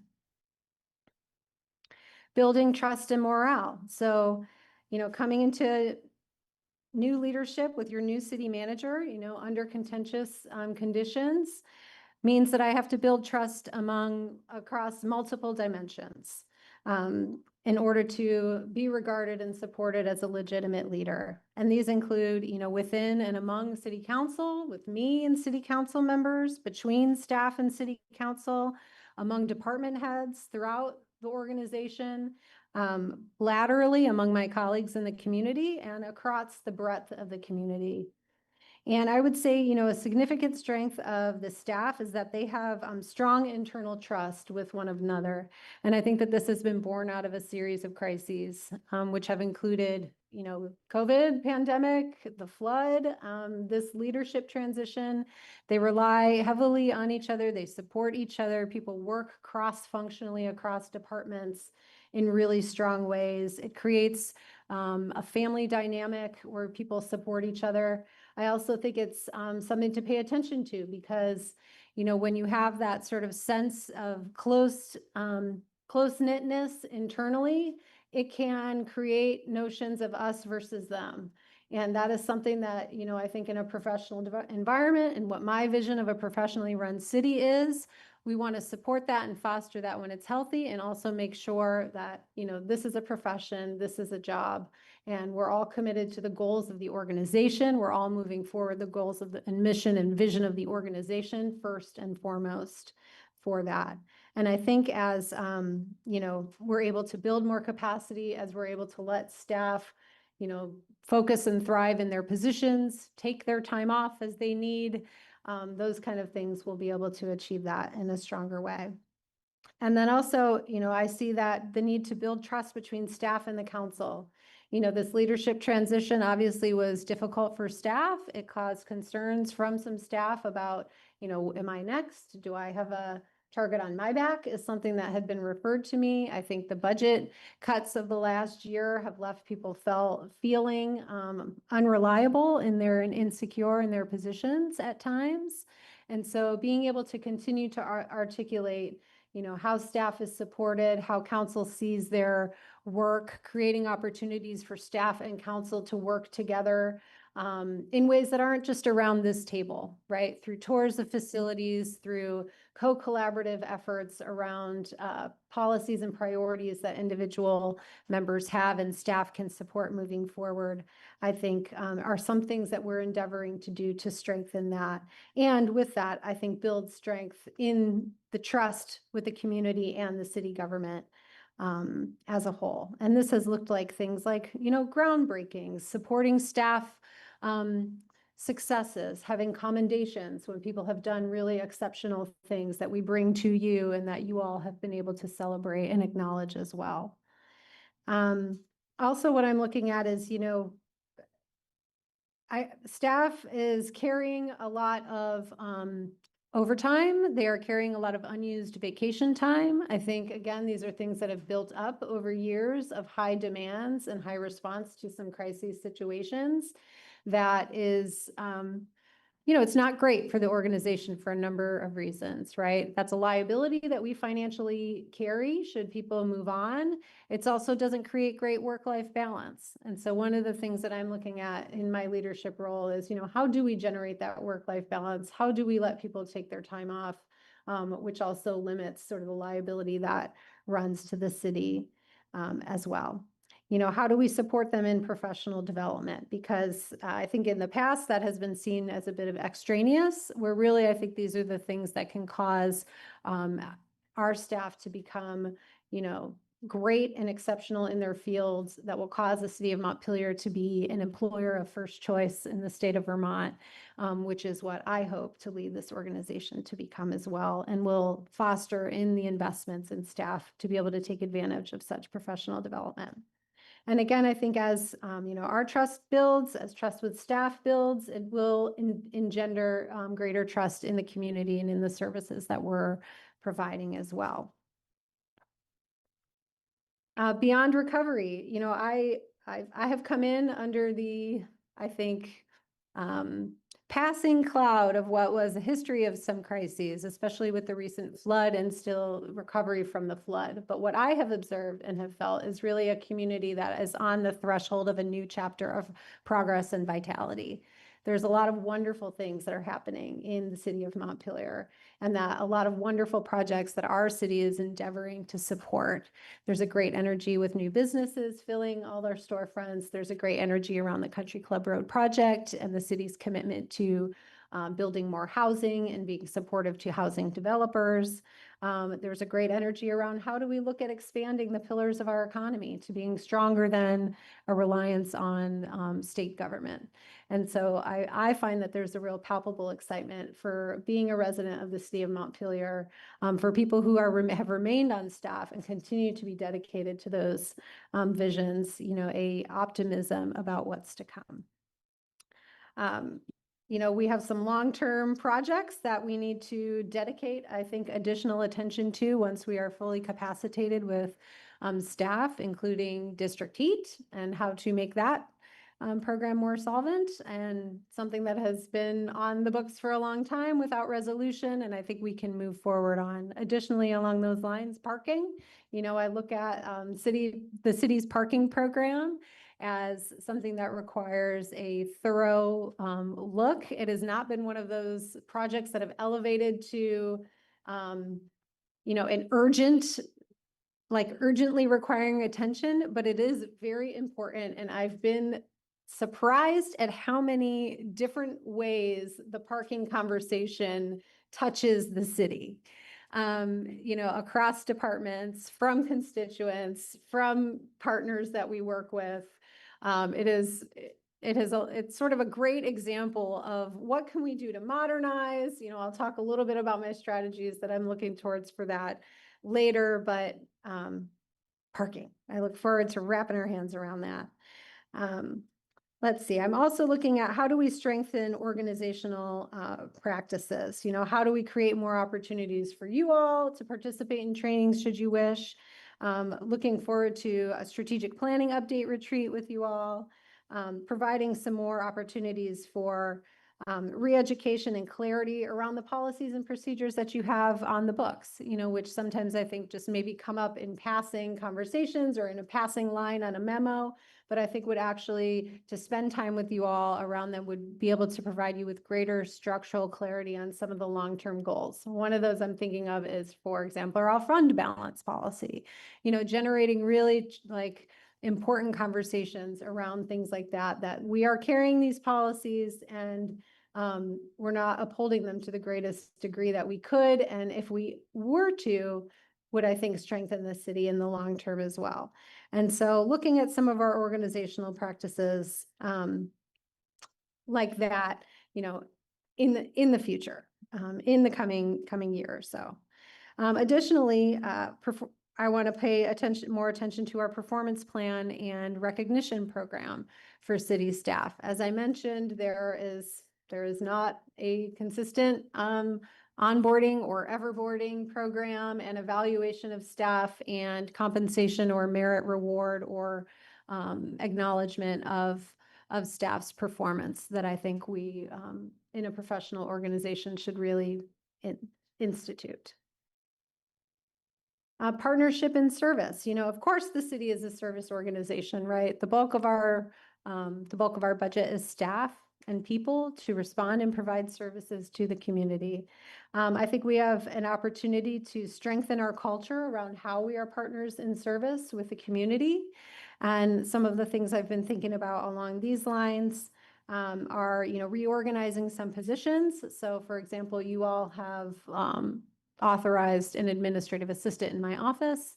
I don't need an administrative assistant in the classic sense regarding, someone to make copies, create files, get signatures. I don't need that. What I think would best serve the city is a constituent services role that would be housed in my office, but be able to provide direct connections, quick feedback to outreach from constituents in a centralized way that would both help take some of those duties off of individual departments and also be more efficient and effective in how we are connecting with our constituents throughout the city.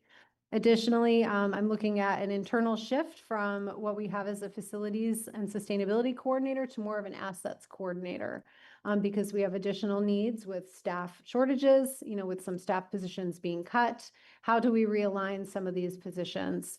Not to get rid of our sustainability objectives. Those should be showing up in all of the work that staff is doing. We should be looking at that across the organization in terms of aligning with the city plan and the strategic goals of council. But, that's one of the shifts I'm looking at. And then additionally, I'm contemplating the creation of something like a business ombudsman that could help members in the community who are looking to get projects done, who are looking to start new businesses or create new housing, to help them shepherd through those tasks that they would need with touch points in the city as well.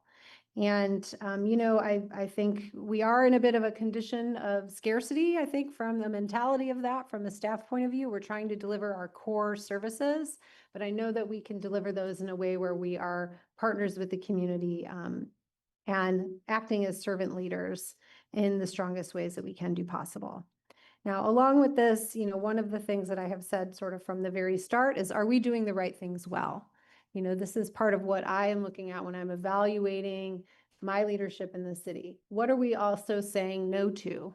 It's so that we may say yes to the right things, so that we may move forward the projects that are going to most align with the critical goals that council has. And I've observed that in the past, that's a shift that, when there's opportunities, the city has wanted to embrace them. But when we look at staff capacity, when we look at capacity to accept grants and manage grants and implement projects all the way through to the end, sometimes that requires saying, not right now, or maybe under different conditions we can take things on. And that allows us to really focus on the things that we can do well and are poised to do well. Mission alignment. So, one of the things that I would like to endeavor to do is better align the staff at all levels with what the city plan and the strategic plan objectives are.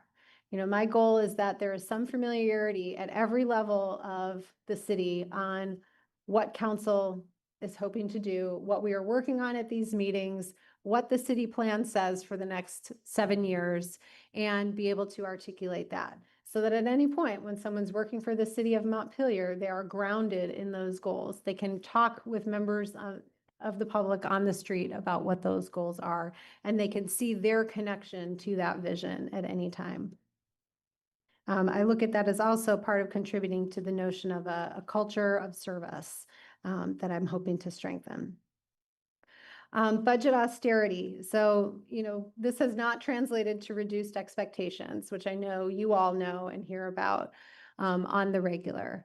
I do think that we have extended our opportunities to do more with less to about as great extent possible. And now we're in a position to look at how do we do less with less. And that has shown up in, a variety of ways that you all have had touch points with, for example, some of the rec fields that haven't been mowed quickly this year, or the tower replacement at the pool. the Parkapalooza event that used to happen at the parks has had to be held back. We have opportunities at the fire department where we could be responding to more calls that would be billable for, response with ambulance, which those opportunities are left on the table by staffing. Obviously, the police department, the amount of staffing that they're approved for is less than ideal for a size of our city and a capital city. You all received a staffing report that looked at the need for 22 officers in a town of our size, with additional expectations around special events, with the high amount of commuters and workforce that come into the city every day. I would argue that ours should be even higher than that in order to provide the exceptional service that this community would like to see from our police department. We've had to have some office closures.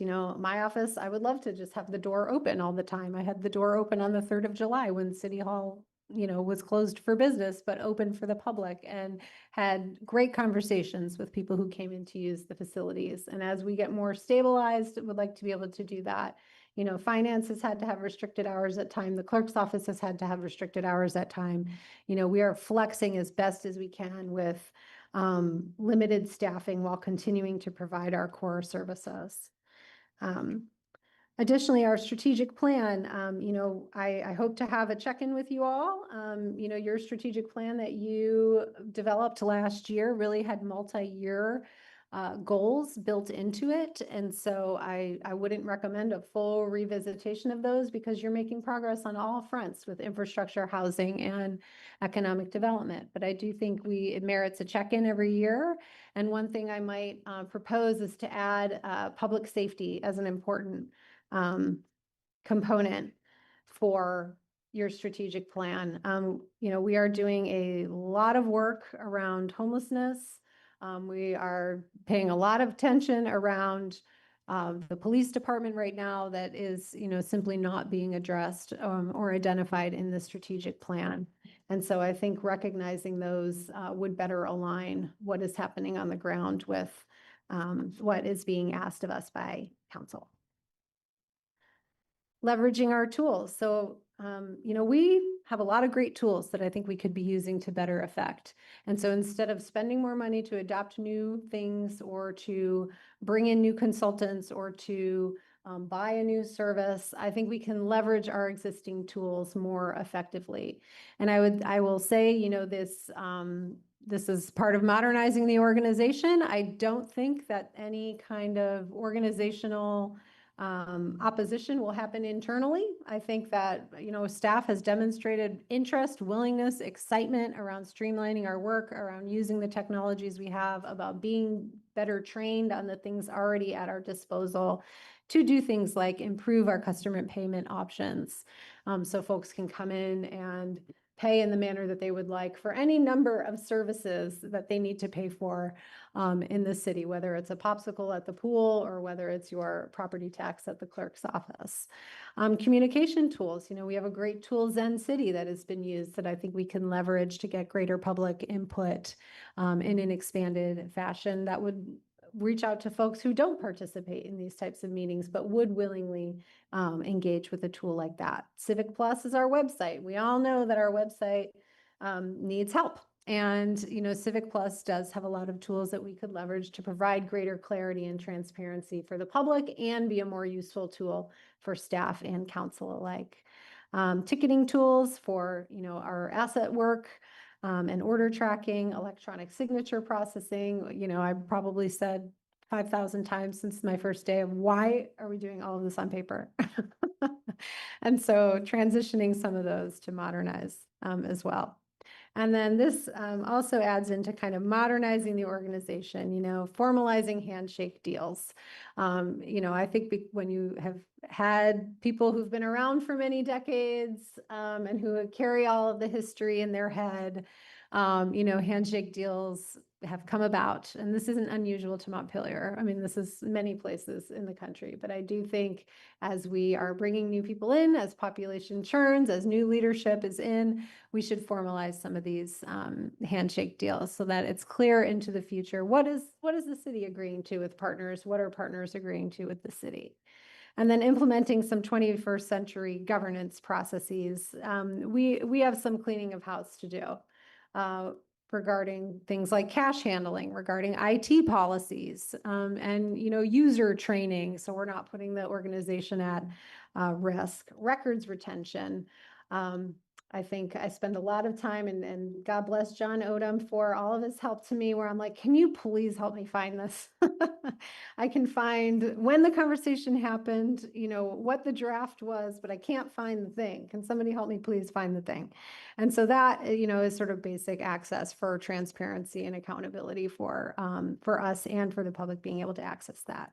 And then again, onboarding and everboarding. So creating a more formalized onboarding system for our new employees as they're coming in, so we can support them in getting established in the organization and being supported in the organization and receiving the training that would be beneficial to aligning their mission and vision of their role with the broader organization, and growing everyone's capacities and skills as professionals into the future is what I look at as everboarding. Rate studies on customer-facing services. So I know we've talked a bit about revisiting water and sewer study rates. I think there's opportunities to look at parking. I think there's opportunities to look at some of our programming that we do in the rec and the senior center and see how whether those are modernized or not. And then a compensation study, in order for us to, I think, be an employer of first choice in the state of Vermont, we need to understand where we fall in comparison to, other organizations. It's not a surprise, there's often a revolving door between the city and the state relative to positions and where people get paid more or how we lose people to other municipalities. And I think we need to do a compensation study to look at how the staff in our personnel plans, full compensation package is being able to attract and retain a quality talent as well. What I call sort of my 4 nightmares, the 4 things that keep me up at night: mass shooting, cybersecurity attack, flood, and embezzlement. These are big deals, and obviously no one city can address all of these, but I do think we can mitigate risk along all of these lines. Obviously, we need to really dedicate focus in the coming months on strengthening our police department. They are highly trained at full staffing levels. They can do more training around mass shooting events and how to respond to things like that. Cybersecurity attacks, this goes to sort of the absence of our internal IT policies. Having our Zoom account linked to an employee that no longer works for the city, whose email is still active, no, these are not things that should exist in a 21st century government. Flood, we're making progress towards projects and plans to minimize our risk of flood. I think our emergency preparedness is a highlight. I'm really looking forward to some of the tabletop exercises that we are planning with Vermont Emergency Management, with aligning the staff's understanding of what their capacities in emergency response would be in a ways to practice. Embezzlement, again, I think that, we do regularly audits, but we have a lot of opportunity to strengthen up our fiscal controls and ensure that, we're mitigating as much risk as possible. And these are not to call out that I think any one of these things are going to happen in any one day, but I do think there's real opportunity for the city to improve along our risk mitigation. 4 surprises. So Montpelier is a city that punches above its weight. For a city of 8,000, for a government that, manages a city of 8,000, it has a lot going on. It has got a lot of departments, I think, comparatively to other cities of 8,000. The fact we're running our own water and wastewater and stormwater and district heat and things like that is ambitious for cities of this size. The fact that we have as many events as we do, that we have such a vibrant downtown community. There's definitely a lot going on here that is run by, a staff of about 110, give or take. a little geography with big energy. It's pretty dense here. Montpelier is not a spread out city. It's compact, and that density, I think, creates big energy, and a lot of attention in anything that's happening in the city at any one time is readily felt quickly. And so that's something that I've observed. The volunteerism crossing all sectors, there is a strong commitment to community, which I love, and has been a real pleasure to sort of observe and be part of and help facilitate where, there are gaps. Volunteers are willing to step in. There are some incredible strengths to that. I think there also can be some weaknesses to that at times if we are,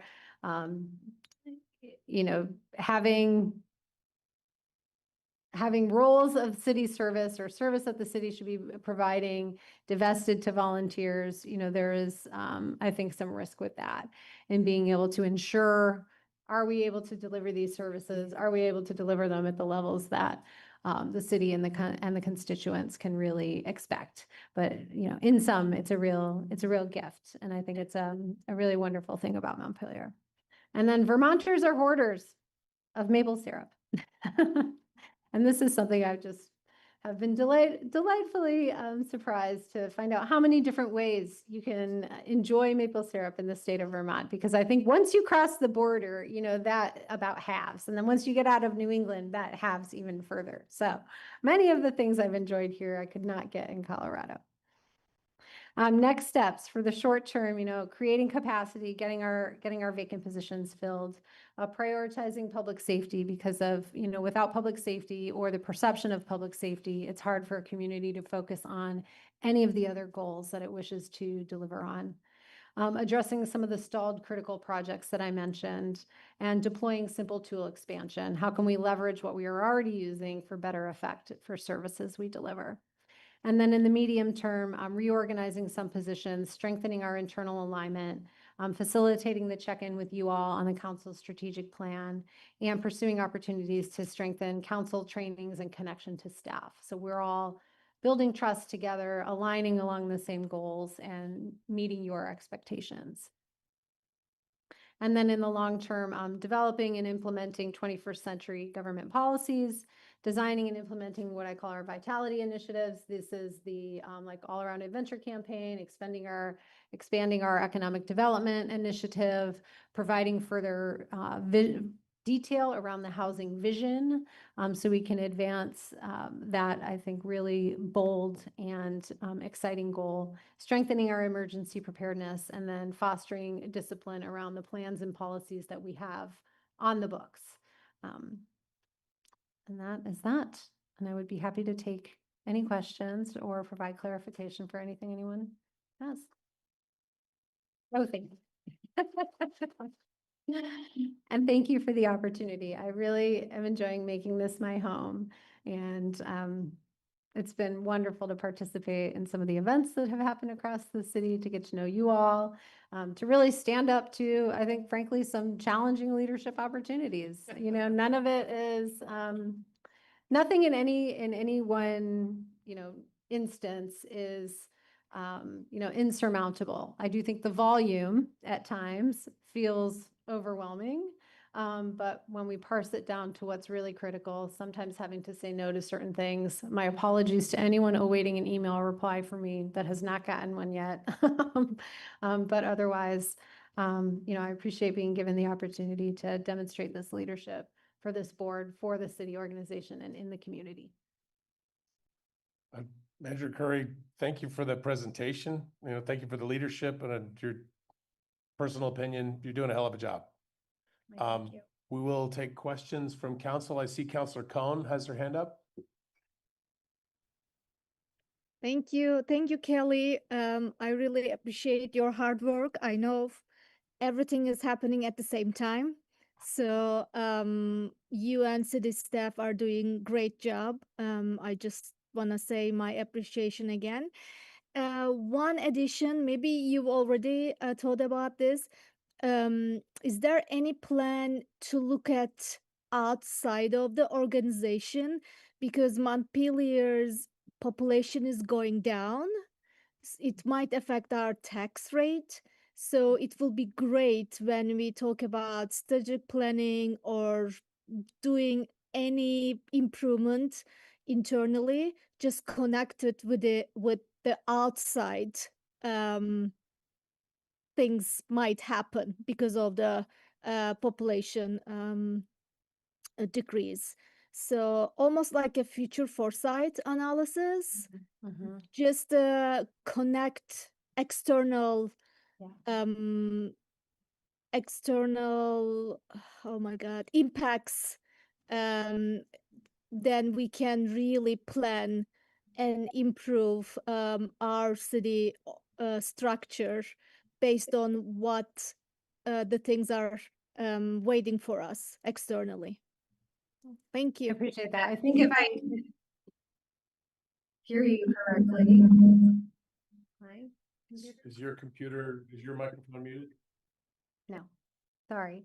I think if I'm understanding correctly, Palin, something along the lines of forecasting for the community to help identify, what are the outside conditions that it could affect city government and city goals moving into the future. So if I understood that correctly, yes. Yeah. Yeah, that's correct, because we talk about budget and like other things, but most of our budget is coming from taxes.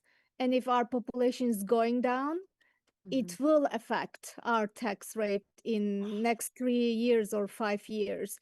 So I think it is important to look at, and there are nonprofit organizations already doing that work, like Vermont's Future Project and everything, and they're in Barrie, so we can always talk to them. But I think it is very important to have in our plans to create that kind of analysis. Thank you. Other questions from council? Thank you, Councilor Cohen. Councilor Doyle.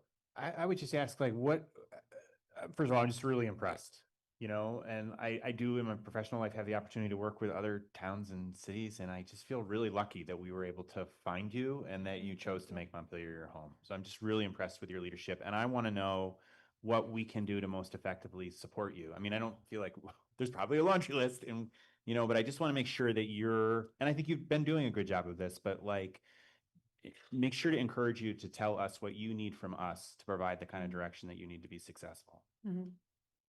Thanks, Councilor Doyle.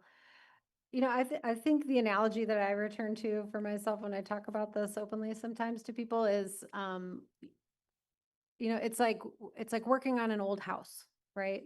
And we're very much looking forward to the point in time where we can get to, putting on the nice shutters or re-siding it with, the cement fiberboard or other energy efficient type of materials. But right now I'm like focused on the foundation, and I'm focused on shoring up the foundation so that we can build all of the rest of the development on top of that. Because, I don't want to underplay it, but the capacity limitations in the city are real, and we're trying to do our best at delivering core services while also making incremental advancement towards the bigger goals for the city and vision for the city as well.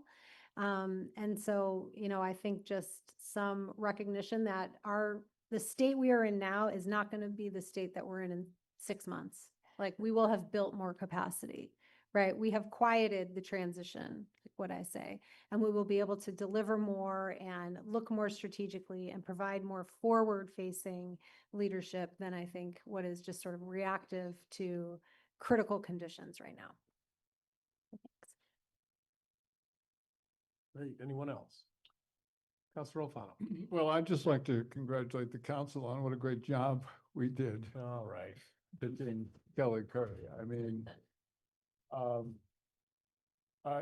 too am just completely happy with the way things are going and how you're approaching it all. I'm really happy you didn't take the first train out of town, although I think there is only one, so it wouldn't have been easy. But I mean, the future is bright, I think, and that's partly because of what you're doing. Thanks for that. Thank you. Councilor Brown, go ahead. Thank you so much, Kelly. I want to echo what other people have said. This was I knew you had been looking at things really carefully and with fresh eyes, and it's really great to hear the details of what you've seen. And a lot of what you said kind of echoes some of the things that we had been hearing in the past that we kind of already knew, but you have been able to kind of put an additional clarity to a lot of things, which I really, really appreciate. And I think when it comes time for our budget development next year, I'm looking forward to those conversations where we can really get into the priorities that have to do with supporting the people who are actually delivering the services here in the city and making sure that they have what they need to be successful and to give the services that people in Montpelier expect. And also, I just want to echo what Ben said. Let us know what you need from us. We are here for you. Thank you so much. Thank you. Great, thank you so much. We're just at about 8:30, but we are supposed to take public comment on every agenda item. Is there anyone in the room that would like to speak on this agenda item? Ms. Smith? Yes, please come forward and speak into the microphone. Thank you.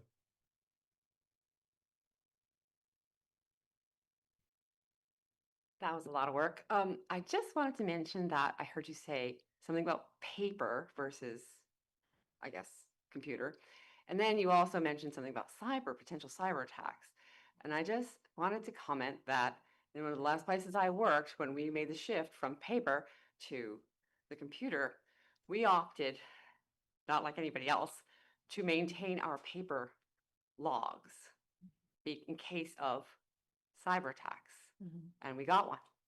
And we were the only people who had our paper going, and we were fine because we had paper. So just let me know. All right, thank you for that. Anyone else in the room that would like to make comment on this topic? Anyone on Zoom? All right, seeing none, we are miraculously at 8:31. We are in recess for, let's call it 15 minutes, 14 minutes. We'll be back at 8:45.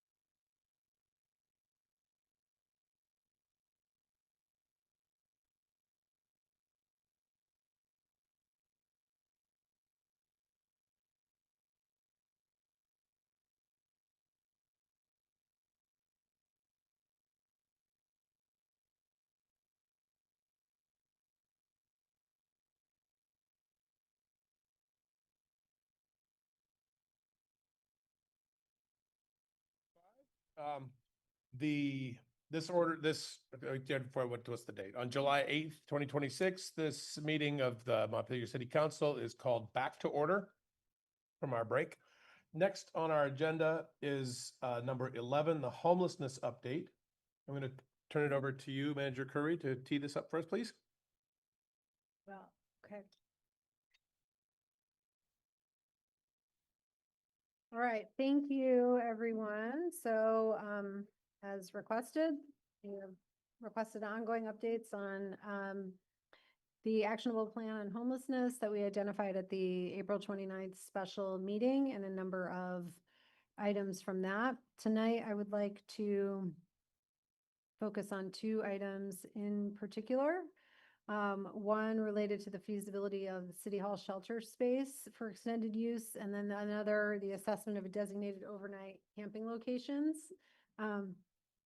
I also just want to briefly comment on Zach Hughes' comments earlier today and acknowledge information that he forwarded for your consideration that I plan to report out on tonight. So I'll start with that. So the Housing Committee has provided a recommendation that council update the language of the encampment policy so as to not displace individuals at camps on weekends or during inclement weather. I think that's fine. We don't generally do that over the weekends. Anytime that there is a notice sort of served by staff, it's coming out of my office, and we're doing it Monday through Friday. And we don't follow up until the next following week. And we have had instances, particularly in May, where we had a number of weeks that had very strong downpours, that we delayed connecting with folks. We understood that street outreach needed additional time to connect with folks as well. So I think that that is an amenable update to the encampment policy. We had some other language updates for consideration about disposal of abandoned belongings. I've not sensed any urgency to bring those forward, but we can draft an update to the encampment policy for review in coming weeks. And then related to the Parker Advisors report that Zach had mentioned, I just want to point out that the recommendations that were in that report were folded into the opportunities for our actionable plan on April 29th, the memo that I produced then with the numerous items that council could consider along the 4 dimensions of action. Those were included in that. And so that is how, we're continuing to revisit the recommendations that had been made in that report from many years ago. And then finally, I will report out on some input we have received about the draft MOU for the designated overnight camping locations. But first, what I'll talk about is we continue to assess the feasibility of the City Hall basement space as potential emergency overnight shelter, which was what it was used for last year. Now, when we came back at the last meeting, we reported that, based on the full build out of the design of downstairs at the request of the providers, that the cost we estimated for that was $120,000. We went back and had further discussions, what could we do to shrink the scope and yet address some of the concerns. And so we think it's feasible for us to build out an emergency egress door that would give that second egress that has been requested from the space that was used for the shelter into the hallway and then out to the outside doors and to the elevator. It would require us to frame out some walls and drywall the office space that our, one of our facility staff is using, but we could do that for, less than $5,000. We think that would be a feasible upgrade in order to provide that secondary egress as requested by the providers. So I wanted to bring that back for your consideration. I know they are looking at planning for winter sheltering as well, but we also had further discussions with the state fire warden, who initially gave the approval to use that space, and he is amenable to approving that space for that use again this winter. So I feel like those are two pretty significant hurdles and updates to consider the feasibility of that space. And we can continue talking to, either the emergency cold weather shelter people or Capstone, who are also looking for sheltering space this winter, on whether they would like to use that. And so I'll just stop and see if there's any questions about that update. Just recap the main points. Mhm. Recap the main points as I heard them, which was that we could add an emergency egress, which was one of the big things, for less than $5,000. And that the fire marshal was amenable to approving that space for that use. Again, this winter, does that also mean between now and the winter, or are we speaking specifically about winter warming? I mean, winter sheltering only. We were looking at winter sheltering because it's hot and not comfortable for summer use. And so that would require additional investment if we wanted to use that for a space. And I'm not sure if they want to use that space right now, to be honest.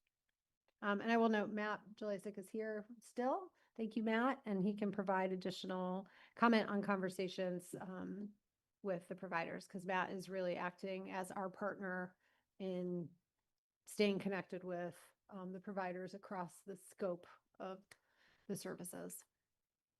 Right, Matt, anything to add at this point, or just whenever you're ready? No, what Kelly said is accurate. I think when we talked about the fire marshal's agreement, we have to remember that that was for the cold weather shelter, overflow emergency cold weather shelter. So the use has to be the same. So we might be able to talk to the fire marshal again to change the use to include cooling shelter, though it's not cool, we can, or to extend the use. But the thing that was approved was very specific. Okay. Thank you. Councilor Sheridan. I want to talk about the temperature that precipitates the use. Are we going to use the same temperature as last year? I think it was 10 degrees, which is, I would like to see it 20 at least, if we could get the people to do it. I think 20, and having lived here in Vermont all my life, it really gets cold from 20 down, not 10 down. And so 20 up sometimes feels like it's 50 out when you're in the dead of winter, but 20 down is cold, especially when you have a cold wind. So I'd like to see the temperature bumped up. Mr. Jalisik? I think that's going to depend on the volunteer capacity. I'm meeting with Rick DeAngelis on Monday, and we'll discuss this as well, see if there's opportunity to increase it, because Rick helps coordinate the state's response. Great. So it sounds like staff has that in mind as they're speaking to them. Thank you. Thank you. Any other questions or comments about this before we move to next? Go ahead, Ms. Curry. Okay. So the next major item was at the request of councils at the last meeting, was to prepare a draft MOU that would, be a proposal to enter into agreement with a service provider if the city wished to designate an outdoor designated encampment. And so I took that direction and built out, the MOU, which is included in your packet, that sets forth proposed expectations for the city and for any provider who may wish to want to manage the camp, on what we would expect from each other, what the city would deliver, what the provider would agree to. I'm happy to walk through that. I will say I might look to Matt again to weigh in on this, but we have been told this week that the, Beth Ann Meyer and the group that originally brought this proposal for consideration are no longer interested in considering it. So happy to walk through these, happy to see if you all have things that you want added or pulled out. We can continue to have this as a resource. We can turn it into an RFP and see if another provider would be interested in doing this. But that's my understanding of that conversation. And then, Capstone has said, our expertise is not in outdoor sheltering, it's in indoor sheltering. But again, we can put this out there to see if there are any service providers in the community that would wish to organize themselves or a partnership to be able to respond to the criteria that you would put forward. And so this would be an opportunity to evaluate that criteria and see if there's anything you'd like to add or remove. Councilor Sheridan. Did they give a reason why? Because they were the ones that approached us on that. Sure. The reason, as I understand it, is they are pivoting their focus to developing the cold weather shelter. I think because the church is not planning to host the cold weather shelter again this year, that is of more, the urgency around life safety with cold weather is more pressing than warmer months. Matt, again, I'll look to you because I'm paraphrasing conversations that Matt and I have had in email. Yeah, I had one other observation. I thought 5/10 and 10 people was a little short. I mean, I thought maybe we could double that to 10 tents and 20 people. I mean, it seems like if we're gonna do it just for 5/10 and 10 people, it's a lot to put up for a minimal number of people. Yeah, it's not even gonna dent anything. I mean, not that 20 will, but if we're gonna put, toilets there or a shower trailer or something, I think it maybe ought to be doubled in size. Well, If we can get the people to do it. I think also that, just to clarify, I think the 5/10 and 10 people was at any one location, not necessarily total numbers. Right. No, but I was thinking at any one location, especially like the ball field, which is, I played ball there. There's definitely room for more than 5/10. It's a pretty good sized ball field. Councilor Gill. So I just want to be very clear that, if we did move forward with this, Montpelier would be the only city in the state of Vermont and possibly maybe the Northeast to designate an encampment on city property. And I think that comes with a huge amount of risks. I think it comes with risks of, increased patrol, increased, city staff resources, which we just heard are very limited. I think we have to think very clearly about this and very strategically. And, what we've heard over and over and over from providers is the one thing we need to focus on is housing. And so do we put our time, energy, and resources in encampments, which we know are going to drain city resources, when we should be using our time wisely to focus on housing opportunities? So I think it's a risk, benefit analysis here that we really need to think through, because if we're going to divert staff to looking and monitoring and supporting and patrolling encampments, that is going to take away from what we know truly helps is housing. So I think we have to just be very clear about what our priorities are and what we can and can't do. Sorry. It's my microphone. There's something over there. I think the breathing actually is coming from you, Jim. I think. Yeah, there you go. Perfect. Thanks. Thank you, Councilor Gill. Other questions, comments from council on this? I mean, Kelly, I just want to make sure, or Manager Craig, I just want to I want to make sure you're getting the direction that you need. And are you asking us if we should be moving forward with putting this memorandum of understanding out as an RFP in lieu of the group that had originally, encouraged us to develop it? Yes. Yeah. A precursor to that is, do you want to continue to explore this? Right. I think as Adrian has raised.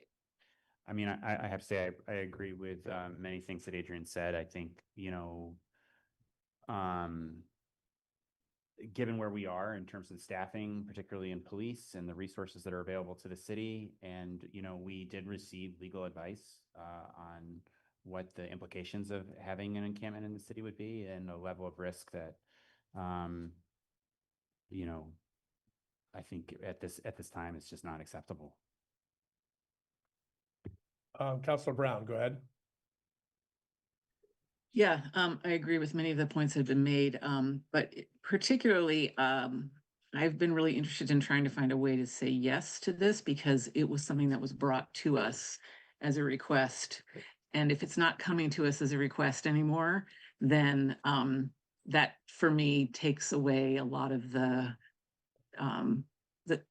what could possibly have made it work to begin with, which was that we would have volunteers and we'd have another organization taking responsibility for it.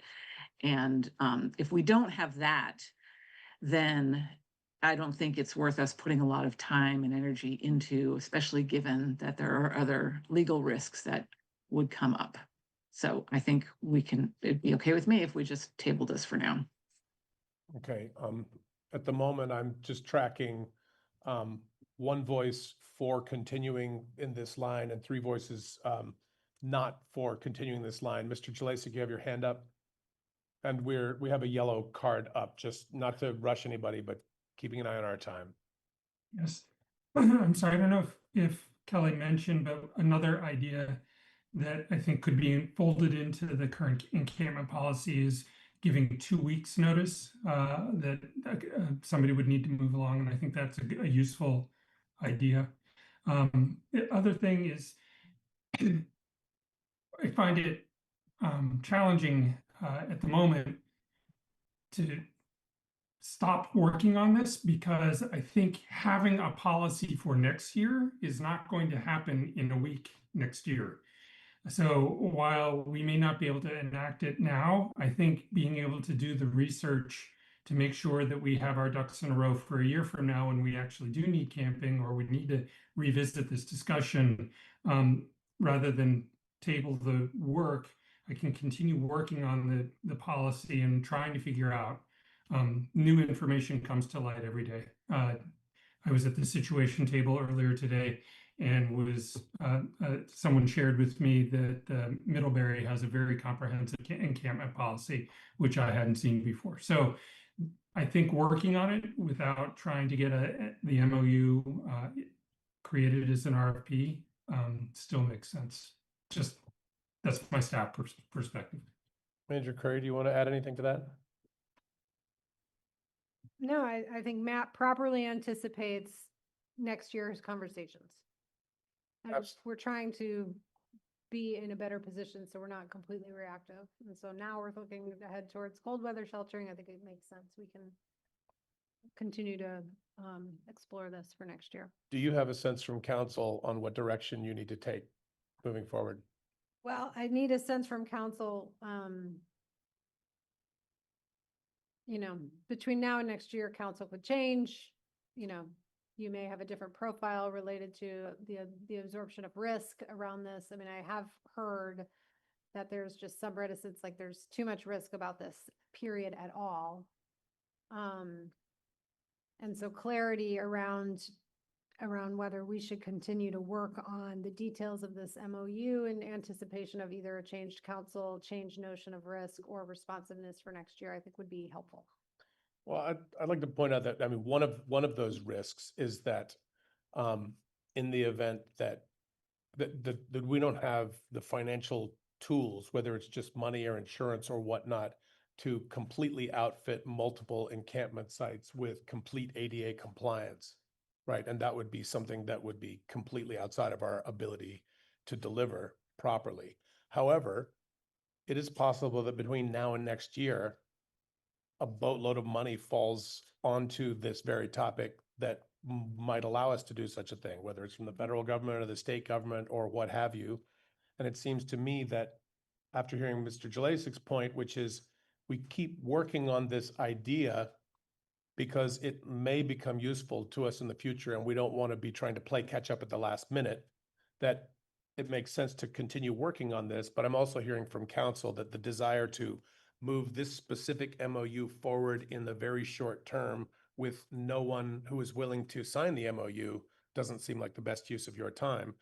My personal take is that given your current capacity and all of those factors, one, maintaining a long view and also understanding what the council feels in the short view, again, do you feel like that gives you enough clarity for how to organize your work now, or do you have something that you would like for us to sort of go around the room and say yes, yes, no? Sure. I don't think there's any harm in refining details around this, anticipating future questions, Matt's ongoing conversations. I think it's fine. But, this is a topic that will come back around every year. For sure. Councilors Alfano or Cone, would you like to weigh in on this before we move forward? I agree with what Ben and Adrian and Carrie have expressed. I think the timing is just not right now. I don't think we really can afford, particularly down 4 police officers. I mean, among other factors. But I agree that this is something we need to continue to prepare for a day when we may need to act. And so I would support continuing to research and nurture the relationships that will be required. Okay, thank you. Manager Curry, go ahead. Oh. With the next. Nothing else, I think.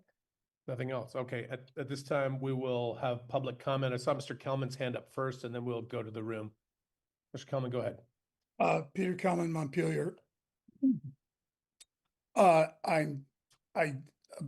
think that Matt Jelasik has given a very good reason for continuing to work on this. And I'll just add one more. When the president of the United States refused to give money, this is back in the 70s, to New York State, it sent a signal to New York City, I'm sorry. It sent a signal to the city that the president didn't care about New York City, sorry. Don't send a signal to the people who are homeless that you don't care, please. If you read the MOU, it does not call for the city staff to be doing things. It calls for a provider. Now, it will cost money, but as the mayor just said, maybe money will come along. Maybe it could be put in the budget for next year. But please read carefully what it says there. This is not going to stress an understaffed city. And I think this MOU is drawn up quite carefully, and I would say quite conservatively, to minimize risk and keep raising this specter of risk. How about the risk of continuing to have 100 people living outdoors in this city? That is a risk. Thank you. Thank you, Mr. Kalman. Mr. Whitaker, I saw your hand next, and then we'll go to Mr. Bellini.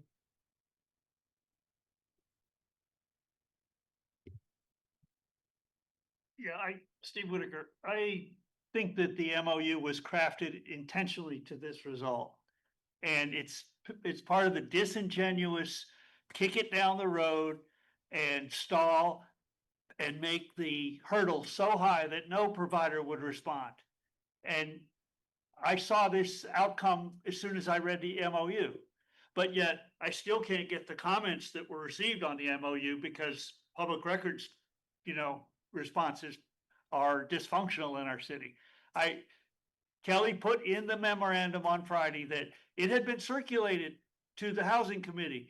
Housing Committee had not commented on it because they didn't have it, and Zach didn't send it out at the end of the day. And so I've asked for the comments. What comments were received? Oh, we don't know what you're talking about. 3 different iterations back and forth with Evelyn. We don't know what you're talking about. I said, it says in the packet that Kelly put out the MOU for comment and had comments back. Still haven't seen them. So this is a game that people are playing while we have an emergency. People are getting assaulted. Innocent pedestrians and old people are getting assaulted because the desperation, and this is how you respond to the desperation of the unhoused people. It's pathetic. You should be ashamed of yourself. This has been going on for 6, 7 years, and you've done virtually nothing.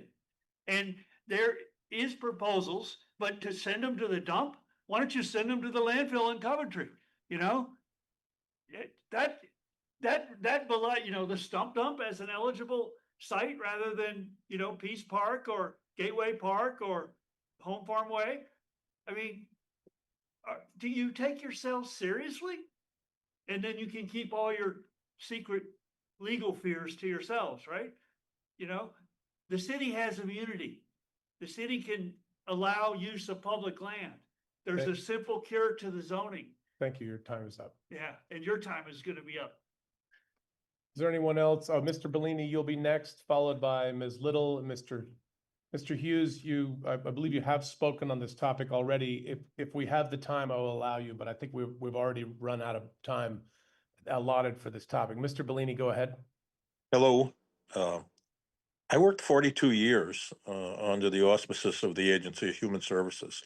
And I just want to tell everybody that this city has a great deal of compassion. It has compassion in our elected officials, and it has compassion in our townspeople. I see it and I feel it. And it is a huge issue that you're up against. And you must be frustrated and feel powerless because you can't make enormous changes just by wishing they would happen. And I just want to tell you that, in case you're ever wondering, you've got plenty of compassion. Montpelier's got tons of it. And I noticed that we have Good Samaritan now on Barry Street, and I'd like to encourage the city to at least somehow get some of our homeless people to try to get involved with that program, because I did look at the program online and it seems robust and comprehensive, not perfect, but gee, pretty good. And they're experts. And I think that's a step in the right direction. And don't ever doubt yourselves. You're doing good. Thank you. Thank you, Mr. Bellini. Ms. Little. You start. Are you able to hear me? Yeah, sorry, go ahead. That's okay. There's no doubt that the area needs more affordable housing, and concentrating on housing will certainly help the overall picture. It will help people who are housing insecure, but unless it's targeted to a specific population, it will not help the people who are out most visible and who have brought this whole topic to a head. And whether or not managed campgrounds will work, and there's some question about that, there are still people out there, many of whom have disabilities of one kind or another, whether you can see them or not. And if we continue to move them from day to day, they will become more and more unstable. And this is just incredibly inhumane. But these people are not going to evaporate. I mean, I appreciate what Matt said about, I think, working on the MOU on the theory that there may be money available later is a great idea. But in the meantime, there are people out there, they're not going away.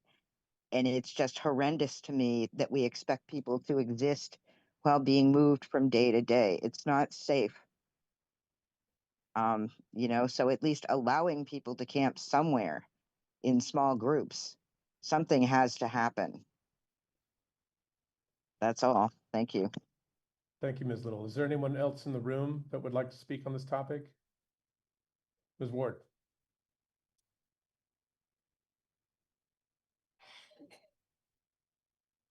I just want to agree with Don Little. I think that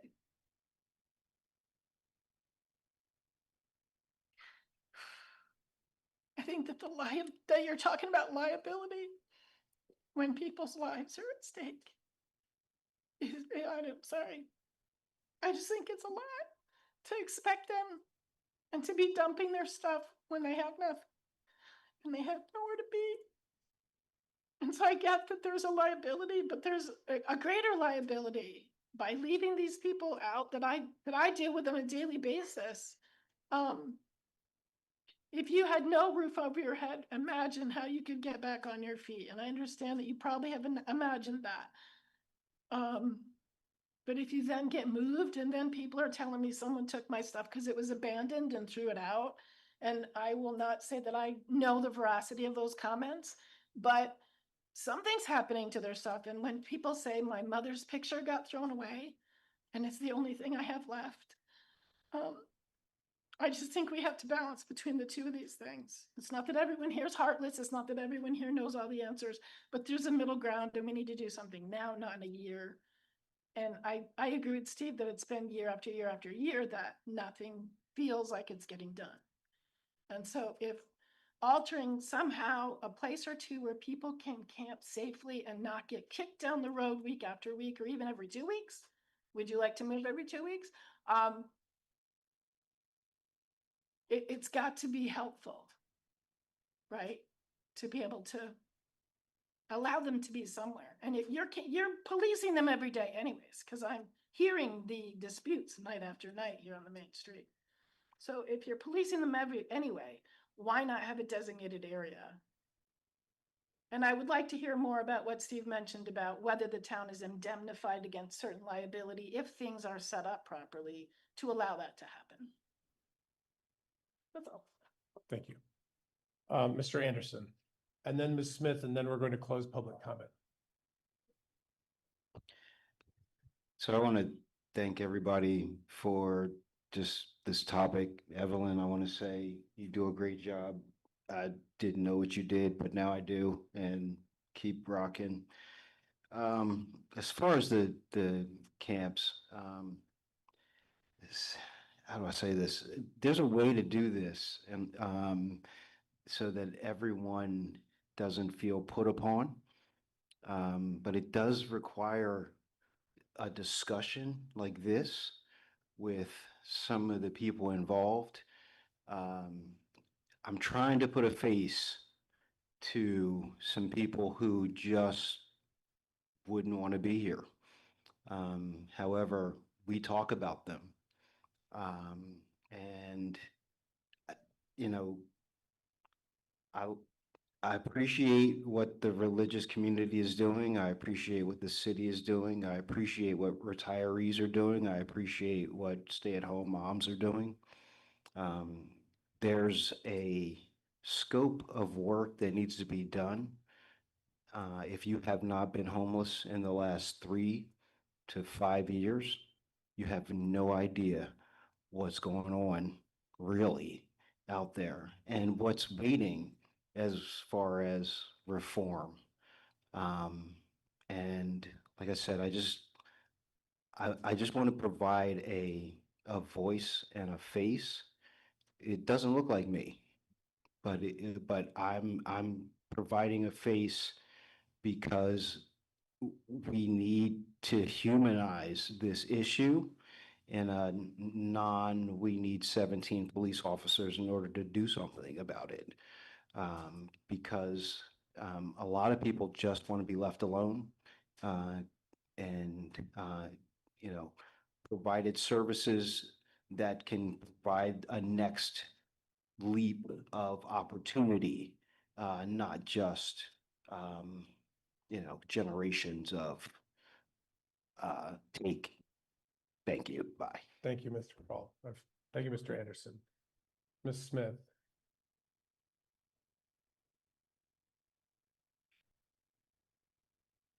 Hi again. This might not be news to you, but it is to me about how successful Finland has been with dealing with the homelessness problem there. And one of the statistics was that they say that for every homeless person that they house, they save $15,000 per year. They have a radical strategy that they call housing first. If you've heard of that, housing first. If you're going to get better, if you're going to overcome your mental health issues, your addiction issues, your relationship issues. It's a lot easier if you've got a roof over your head. In this country, we seem to have something like it's called a staircase approach, where people have to like fix their problems first and earn the right to have a roof over their heads. I'm pretty sure that most of the people that are out there, I know many of their stories. If you had undergone what they had undergone, and I'm going to say in childhood, the level of trauma and abuse, they're not going to be okay, and they deserve to be taken care of because they didn't deserve to be sex trafficked as children. They didn't deserve the level of abuse that they suffered as children and neglect that they suffered as children. And so if they have to be taken care of for the rest of their lives, they are children. They have arrested development. I know what that is firsthand. Arrested development is no matter how hard you try, you're 30 years old and you're still 14 on the inside. That's not their fault. Okay? We also have an economic system that is designed to push people over the edge, and the most vulnerable people are going over the edge. We have an underlying attitude of social Darwinism and Calvinism that says these people deserve and these people do not, and these people are the undeserving poor, and these people have worked hard. If you have the ability to work hard and get somewhere in this world, God bless you, and thank God that you have it. Some people don't have that ability, and it's because it was stolen from them. Stolen from them. Thank you. Thank you very much, Ms. Smith. All right, at this time, we're going to close public comment on this. Are there any final questions or comments from council or from the manager or from Mr. Jelasik? Mr. Sheridan? Yeah, to think that housing's going to be the answer, Adrian, is just totally unrealistic. I mean, unless you're going to make it free so that they can go in it for free, they don't have any money to pay for it. They don't have any money to keep it up. I mean, I hear Matt say, oh, it's a housing issue. No, it's not just a housing issue. It's a financial issue. You can have a house all you want, but if you can't pay for it, you're not going to be in it a long. And that's why some people are out on the streets, because we push the cost of living too high. But to think that, well, gee, it's just a housing issue, you've never been homeless. That's all I can say. And it's just totally unrealistic unless you're going to provide free housing for everybody. All right, thank you, Councilor Sheridan. I mean, I think we can all agree that providing housing for everyone is outside of our reach. As great as it sounds and as correct as Housing First as an approach is, it's not something that is within the municipal government's power to provide to people.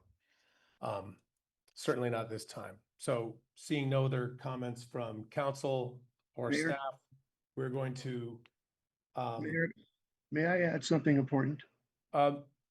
no, sir. We've closed public comment and we're moving on to the next agenda item. We're already behind schedule. But Mr. Goldman, if you'd like to follow up and talk to me personally, I'd be happy to talk to you. Thank you very much. At this time, we're going to move on to item number 12, the CVRPC Future Land Use Map Report Out. Manager Curry, you can say something if you'd like, but Mr. Miller is going to tee this up for us, I think. He's our resident expert. Thanks, Mike. All right, so tonight, Nationally award-winning planner. so thank you. Mike Miller, Planning Director. So I do want to note that we do have Christian Meyer online as well, although I don't know if we'll need him, but if there's something that comes up, we can always go and check in with him. So there's no discussion or there's no decision tonight. This is just going to be a discussion item just to kind of give everybody an update on the CVRPC Future Land Use Map. So as a result of Act 181, the Central Vermont Regional Planning Commission submitted its preliminary Future Land Use Map to the Land Use Review Board on June 25th. And that's for initial review and approval. And this is going to kick off an iterative approval process between the Land Use Review Board and the Regional Planning Commission that's going to continue over the next 6 months. The Land Use Review Board will review the draft future land use map with other proposed updates to the regional plan and will provide comments to the RPC to incorporate in their final plan, which is expected to be adopted this fall. Once the CVRPC approves that final plan, it will go back to the LURB for its final approval. So, and that should be probably in early 27. So at this stage, what can we do looking at this map? And it was in your packet, and I'll bring it up and put it on the screen in a minute, is we can review the future land use map that's been submitted and make recommendations to the Land Use Review Board to consider. Anyone can make comments on this, but what we're asking for the city is that the Planning Commission will be compiling the city's formal recommendation for submission. And So the thought would be if council has thoughts, recommendations, you're certainly welcome to send your own, but we're kind of asking if everybody could get their comments from housing committees to council, to the planning commission. They can go through and review these and compile them into a single recommendation that we can take to the land use review board. The planning commission will meet on the 13th and 27th of July.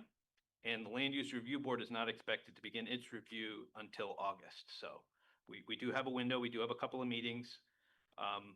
And the future land use map, just a little bit of background, is important because it determines which areas may qualify for Tier 1A or Tier 1B designation.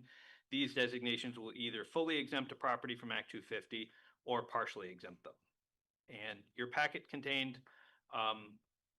what CVRPC submitted.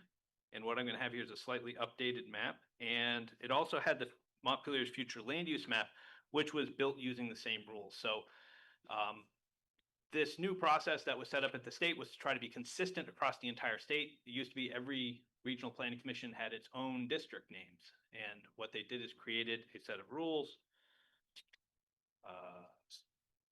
The future land use methodology and process, which everybody had to use. So there's more consistency. So we can't just create things. We have to use the rules that we have in front of us. I'm just going to pull, oh, I've got to remember, go to share. Oh, get out of the way. Here, it's not in the packet.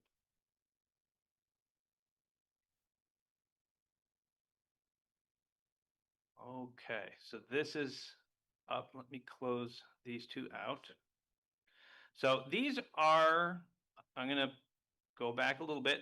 So this is, if you were to go into this site, and you guys have that, we'll get that out after the meeting. This is something Nick put together from my office. It's a side-by-side, and you'll see that one on the left is a future land use map from 2025. That's what we adopted into our city plan. On the right is the regional app, and as the regional application that was sent in. If you move around on the map or zoom in, they stay the same. It gets a little confusing for people to do this. So I'm just going to shift over to look at just one map because I think that's going to help us not get confused.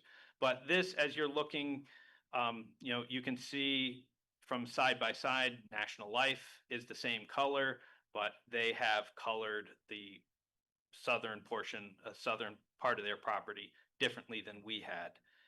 And so you see these differences, and in this case, the dark purple is basically what we'll call the downtown, and the pink is the planned growth area. And these are the two kind of big ones that we'll be talking about. And I'll zoom out just a touch more. And so you just can look at the colors and see that we are a little bit bigger, a little more pink on ours than they have on theirs. And I don't know how much detail you'd like me to go into, but I can quickly go through and say there are a couple of errors that I'm going to point out to them. And then a couple of places where we have recommendations already that we think are going in there, but we're going to be looking for what other opportunities people can come up with. One of the errors I will point out right now, this is Saban's pasture. This area is the flood hazard area. There's a rule that says if it's a flood hazard area, it has to be designated conservation, except if it's in a designated area. This is in the designated growth center. That's the floodplain. That should not be there. That's an error. So we will point that out. Just want to go through and say we've kind of looked at this and found a few of these little things. On Country Club Road, it's supposed to include the entire parcel, and this little piece got skipped out. So that should be a change. Some of the recommendations we're going to have are looking at some of these orange areas that we have here. This is Berlin Street. This is an area we identified in our plan as including all of Sherwood, kind of down close to River Street, is all we had in the planned growth area. Primarily because there is access. This is the Hospital Hill bus route. Even though there's not a sidewalk, that's why they pulled it out. There's no sidewalk. Well, there's the bus route. So we think all of this should be eligible. This should all be in.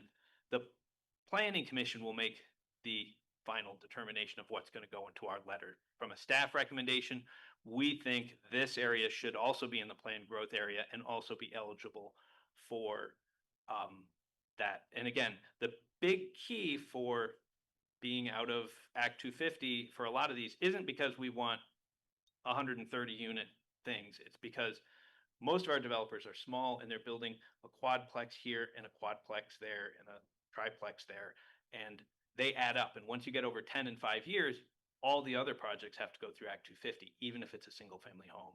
So by having areas, there's a lot of land in this area that could have an extra house or two. And so that's why we wanted to do it. Independence Green, Freedom Drive. This is another area we have in pink.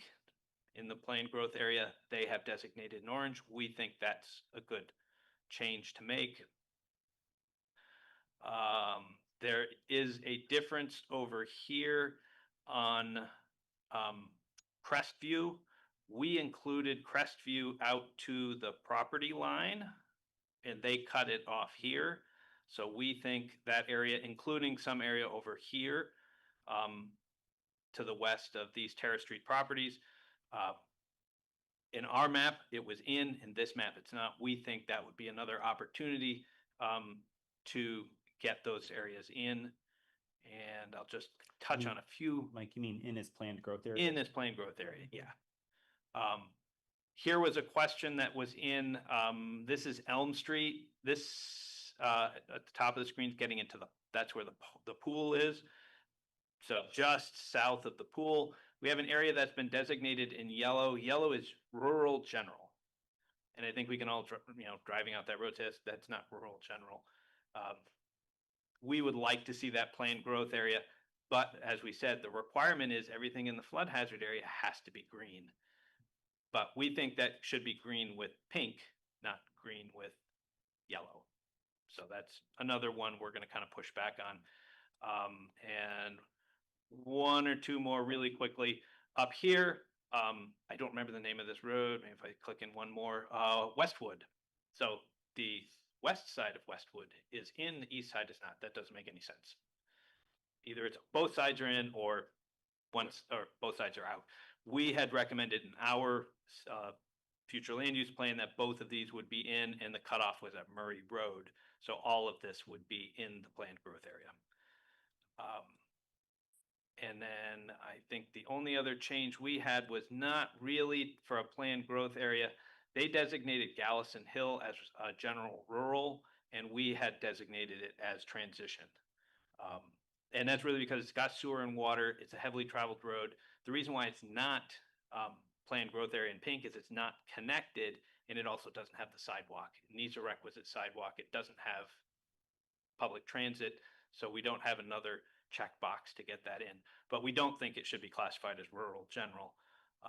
And again, those are all relatively small things, and we think these are good, but we're interested in hearing what other people think, where changes are, and we don't have to have that conversation necessarily tonight, because the Planning Commission, if the public wants to really comment, we really want the public to be kind of giving that input to the Planning Commission, so we can make sure we've cataloged all of the places where we think we should be making adjustments and making those arguments. And if we don't get it, that's at this step, we can always, it's an iterative process. We can go back to the Regional Planning Commission for the fall update, and we have other opportunities. For the most part, if you put these two maps side by side, you'll see we've got a lot of what we asked for, which is a lot of the downtown.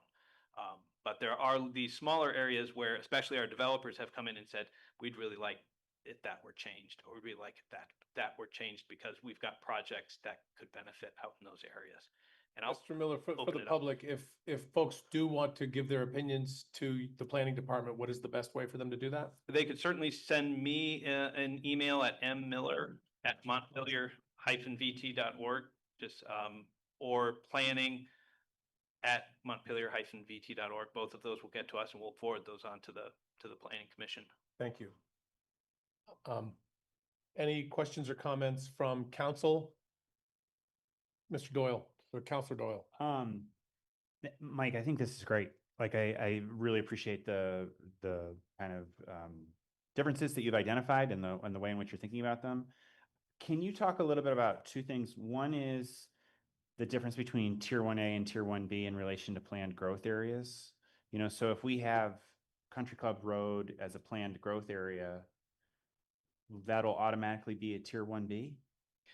So this is going to come down to, at some point, and Christian can talk about the exact timing. Council can vote to request to be included into tier 1B.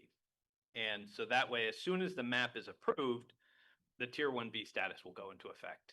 And the tier 1B status says you can develop up to 80 units without going through Act 250. But it doesn't get everything out of Act 250. If you get tier 1A, which is a much bigger process and is going to be a much more complex application, we would then have everything, not only housing, but commercial would also be out of Act 250. Would be 100% out of Act 250 for everything within those designated areas. And then we would take over any existing Act 250 permits that exist in that area. So there's a lot that goes into that, but it's been generally talked about that really Montpelier is about the only one. You have to have robust planning and zoning. And Montpelier is one of the only ones in Washington County that would kind of meet that level. So we do expect that. So to that end, right, like if it was tier 1A, it doesn't necessarily mean there would be rampant commercial development all over. It would just mean that instead of having to go through Act 250, which could potentially be redundant from the zoning that the city already has and maintains, that would be the governing. Yeah, correct. Yeah, you still have to go through, normally you'd have to go through and get local permits and Act 250. We don't get a lot of Act 250 anyway, so the commercial side is kind of, it's true. We would, I think one of the few was the hotel proposal, because there was a weird quirk of the rule that said that a hotel room counts as a dwelling unit, and therefore there was 80 dwelling units in the hotel, and that tripped the hotel into being an Act 250 permit, which we all kind of scratch our heads and say it doesn't make any sense. But other than that, I think since I've been here, that's one of very, very few Act 250 permits that have come through. When you say you mean a single developer, right? When you say once you get to a certain number of units, yes, you trigger Act 250. Yes, the you're talking about developer. a developer, a landowner. Correct. Okay. Correct. Yeah, a developer who's working on a project is going to start keeping count of how many things, because if they do more than 10 units in 5 years, their next project will get them into Act 250. So these exemptions really help them out considerably. Okay, to try and be cognizant of our time, anything else from counselors here? Okay, we're going to open up for public comment. Mr. Goldman, I see your hand up. Is there anyone in the room that would like to speak on this topic? Mr. Anderson? All right, we'll have Mr. Goldman, Mr. Anderson, Mr. Whitaker, and then we're already stretching our time. So we'll try to limit it to that. Mr. Goldman, go ahead. You have 2 minutes. Thank you.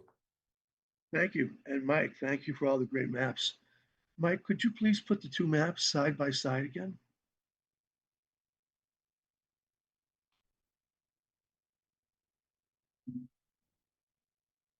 All right, specific area that you wanted at? Yes, please. And thank you so much for talking about the flood issue with Sabins.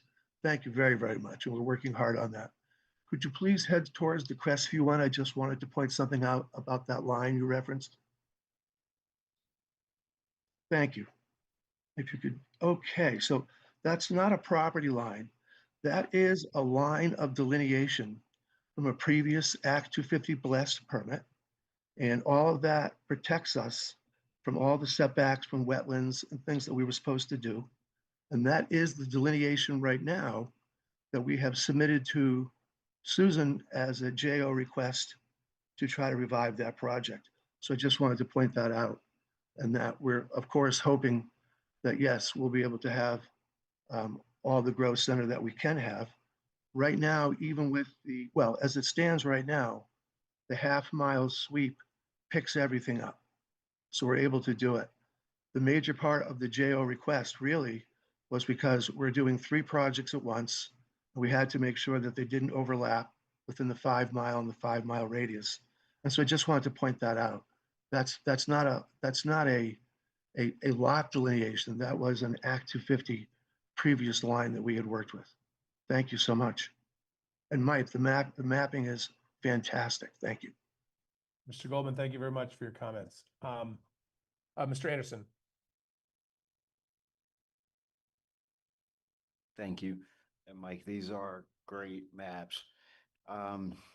My question, I guess I just want to bring this up. Is there any way we could overlay maximum benefits for the city as far as tax development onto the map? You know, so if there was a, you know, let's say a distribution center on one side, it would cut out taxes for homeowners on this side. Just some type of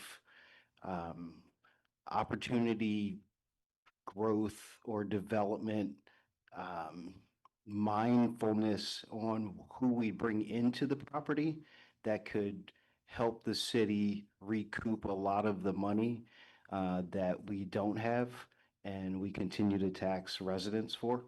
Just a question. Great, thank you for that. In the interest of time, I'm going to ask if M. Miller at Montpelier-VT.org, and maybe he can get you those answers for yourself. Mr. Whitaker, go ahead.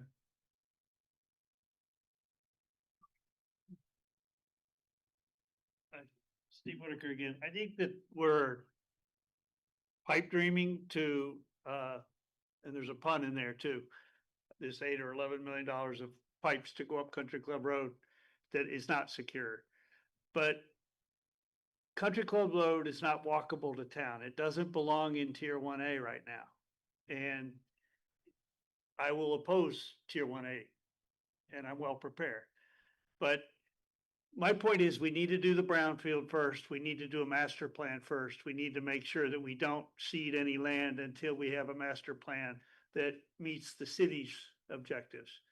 And if you read the specifics, I think to ask for this much planned growth area when we don't have complete streets suitability for most of it is really going to make a fool out of our city for overreach. And I guess I'm getting used to that. Thank you. All right. Seeing no other hands, we're going to close public comment at this time. Mr. Miller, do you have anything final to add on this before we move to the next agenda item?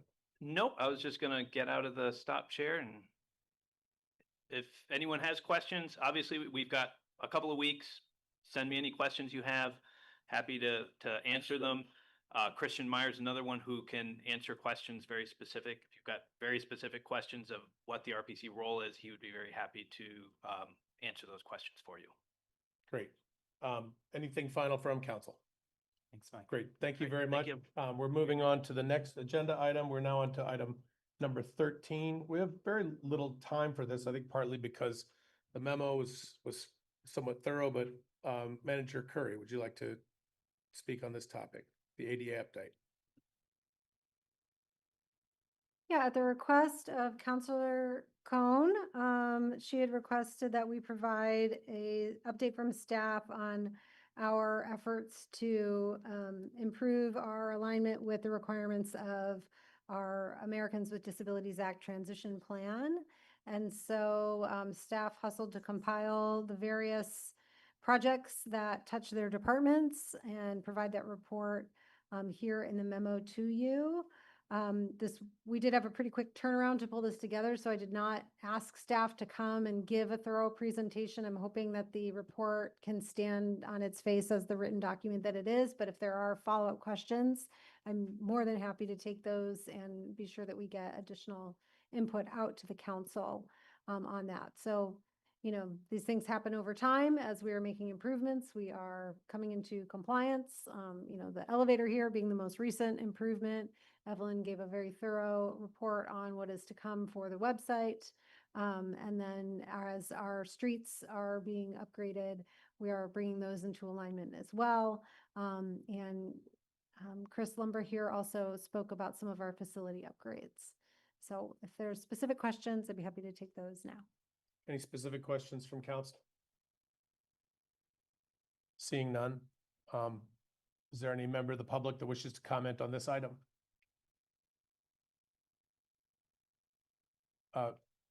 Councilor Cohn, go ahead.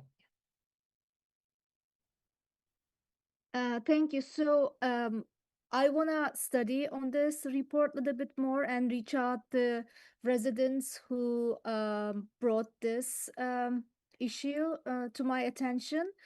I think the next step for me to work with Kelly and the city staff if there are any gaps we can fill out. So thank you for the report. It is good information to me. And I want to be sure that residents who have residents who wanted to be informed about this issue, I hope they can also access this report. So maybe it's a Evelyn question. So yeah, thank you. Thank you Everyone's again giving a for thumbs your up from work. the back of the room. Thanks. All right, thank you. And then Mr. Kelman, go ahead. You have 2 minutes. I just have a quick question or suggestion to the city manager that while you're doing the alignment of ADA, that you look at our homelessness issues that we've been discussing, camping, et cetera, and making sure that we're observing ADA requirements when we clear people out who are in wheelchairs, et cetera. Thank you. All right, thank you, Mr. Kelman. Seeing no other hands, I believe we'll consider item 13 done. We'll move on to item 14. I apologize to everyone. We were really ahead of schedule and we're no longer really ahead of schedule. So with this, I'll hand this over to Councillor Gill to tee up. We're shooting for 20, but if you could do it in 15, that'd be terrific. Share my screen.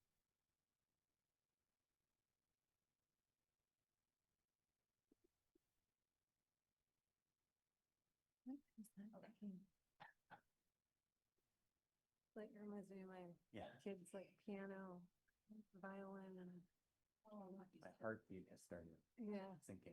yeah. All right, I'll tie my screen. I got you. You cannot hear her. Okay, can you hear me? Hello?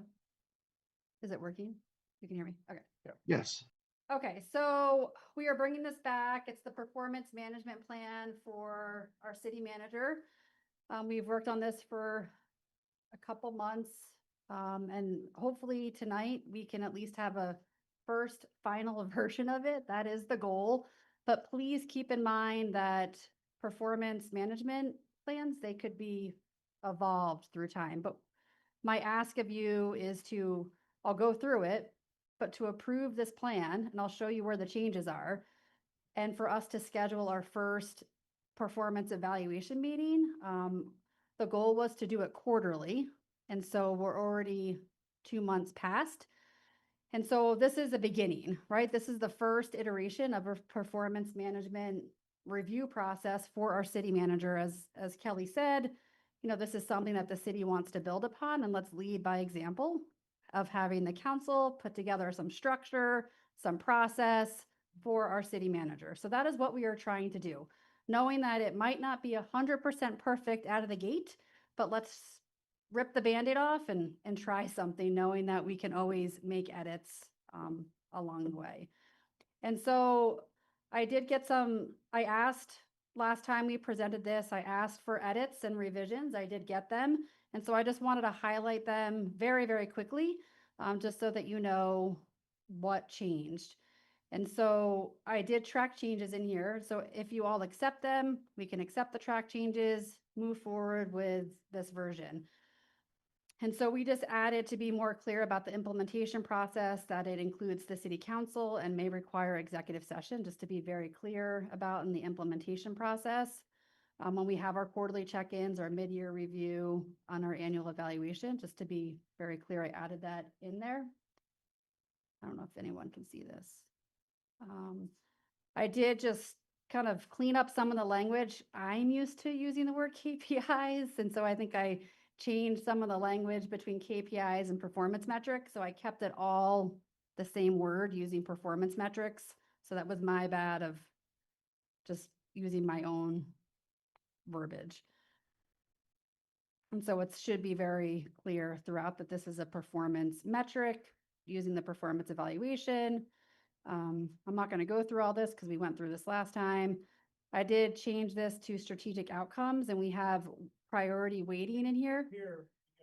Oh.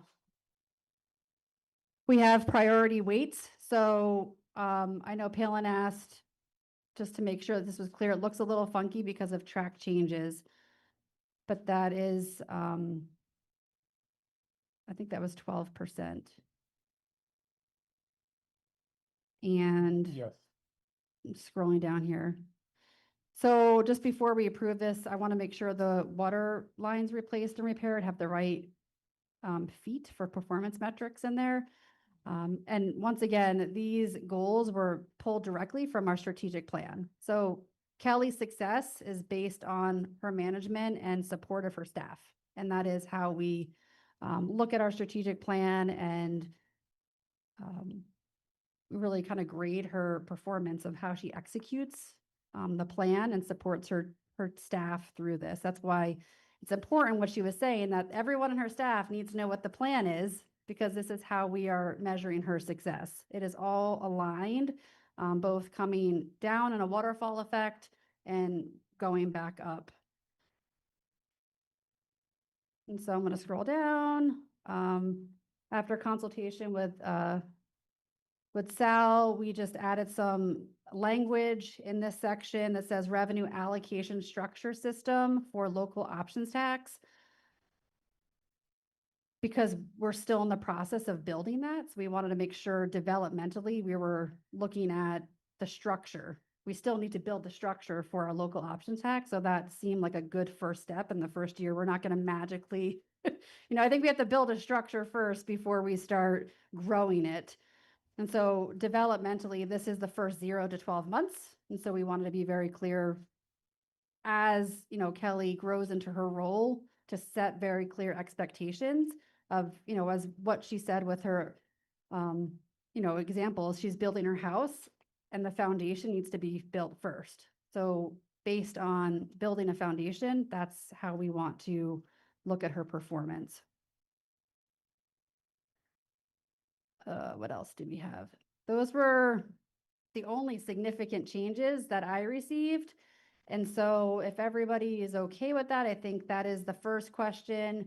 Are we okay with those changes? Can we go ahead and approve this? And 2, once again, I'd like to schedule a time for her performance review and get that started.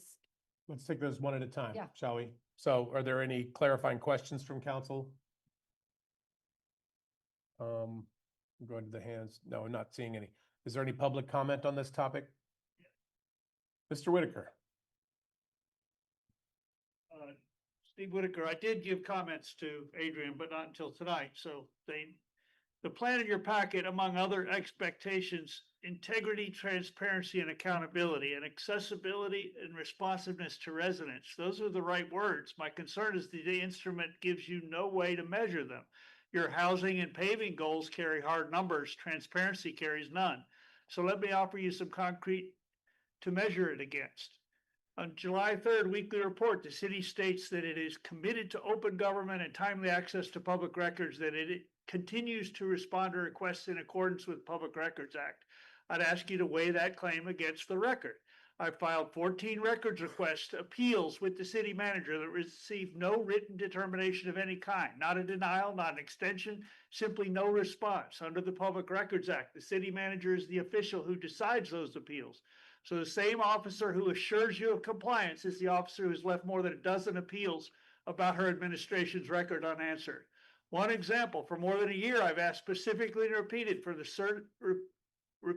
for the certified mail notices showing the abutters were told about the right-of-way survey before it took place. What the city produced were certified receipts dated 16 months after the fieldwork they supposedly document. My request that the city either produce the earlier notices or certify in writing that none exist, as the law requires, has gone unanswered. The city's taken 10-day extensions, citing records custodian unavailability. The Records Act permits extensions only for 3 reasons: records held off-site, voluminous search, or consultation with another agency. A staff member being unavailable is none of them. The city's invoked the same non-statutory ground on at least 3 separate requests. None of this asks you to take my word for any single dispute. It's drawn from the city's own correspondence, and I'm happy to provide it. These delays are not harmless. If the city proceeds to disturb soil at sites like Feast Farm while withholding the very records that would document conditions there, the soil testing, the FEMA project file, both now delayed or priced out of reach. It's not merely slowing access, it's altering irreversible physical evidence. Thank you, while Mr. Whitaker. You're over time. Unanswered. Thank you very much for your comments. Later, Mr. Whitaker, you passed your 2 minutes. I gave you some grace time and your time is I up. have one paragraph. I'm sorry, your time, you've already gone over your time. So when do you plan to deal with this? Thank you for your When do comments, you Mr. deal with it? Thank you for your comments, Mr. Whitaker. This is not a back and forth debate. It's This a is an debate. opportunity for your public It's an comment. invasion. Counselor Gill. So I just wanted to point out that in the packet, this was also new.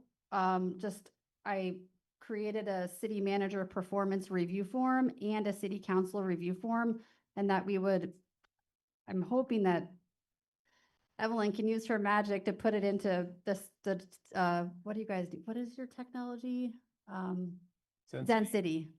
So hopefully this would act as a template for the review form and hopefully expedite that process to relieve some, administrative burden. But those were 2 forms that I did put in there, just so that you knew that was new. Because that was a question, well, what form are we going to use? So there you go.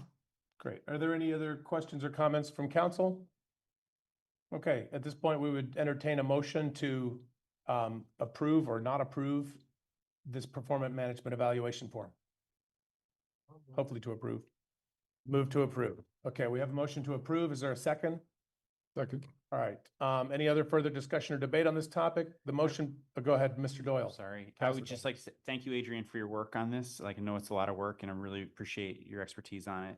I would say I do feel like they're ambitious, particularly the 0 to 12 months. And I think probably all of us know when you kind of take a new job, particularly in a challenging time, I think it takes time to find the ground. So I think we want to just keep that in. I'm thinking of my children's report cards of 1 to 4, my kids are upset if they don't get a 4 the first marking period, but I think we need to just think about that, right? That these are ambitious goals. It's going to take time and we want to see meaningful progress towards those goals. And so, but again, ultimately, I just really want to say thanks for your work on this. Great. Thank you, Councilor Doyle. Any other comments or discussion, debate on this topic? All right, the motion before us is to approve the performance management evaluation form as, and then the red line changes as presented. All in favor, say aye. Aye. Aye. Any opposed? Any abstentions? Unanimously passes. Thank you very much. We're moving on. I look forward to delivering on all those goals. One more thing, Mayor. Yes.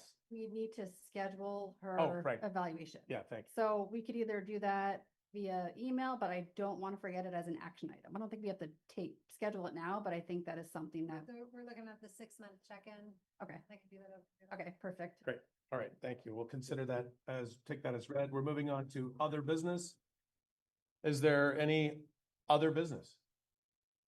All right, city council reports. Councilor Gill will give you a break. We'll start with you, Councilor Doyle. I just have one that I should have made a while ago. I referenced, I think, a couple meetings ago about the Downtown and Historic Preservation Conference, which was held in St. Albans this year.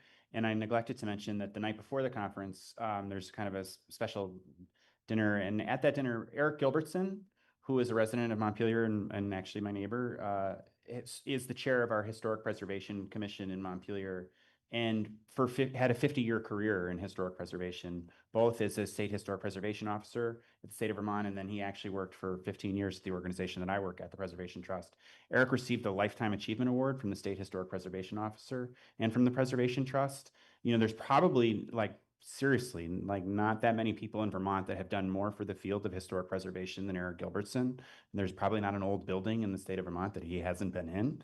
And he's an incredible asset to the state of Vermont and his leadership of the Historic Preservation Commission in Montpelier. We're just so lucky to have him. It's a wonderful commission. Brian's a great person on the commission, but I want to just acknowledge Eric's incredible leadership and service to the city and to the state of Vermont, and to acknowledge that he received that Lifetime Achievement Award. Thank you. That's it. Thank you. Councilor Sheridan.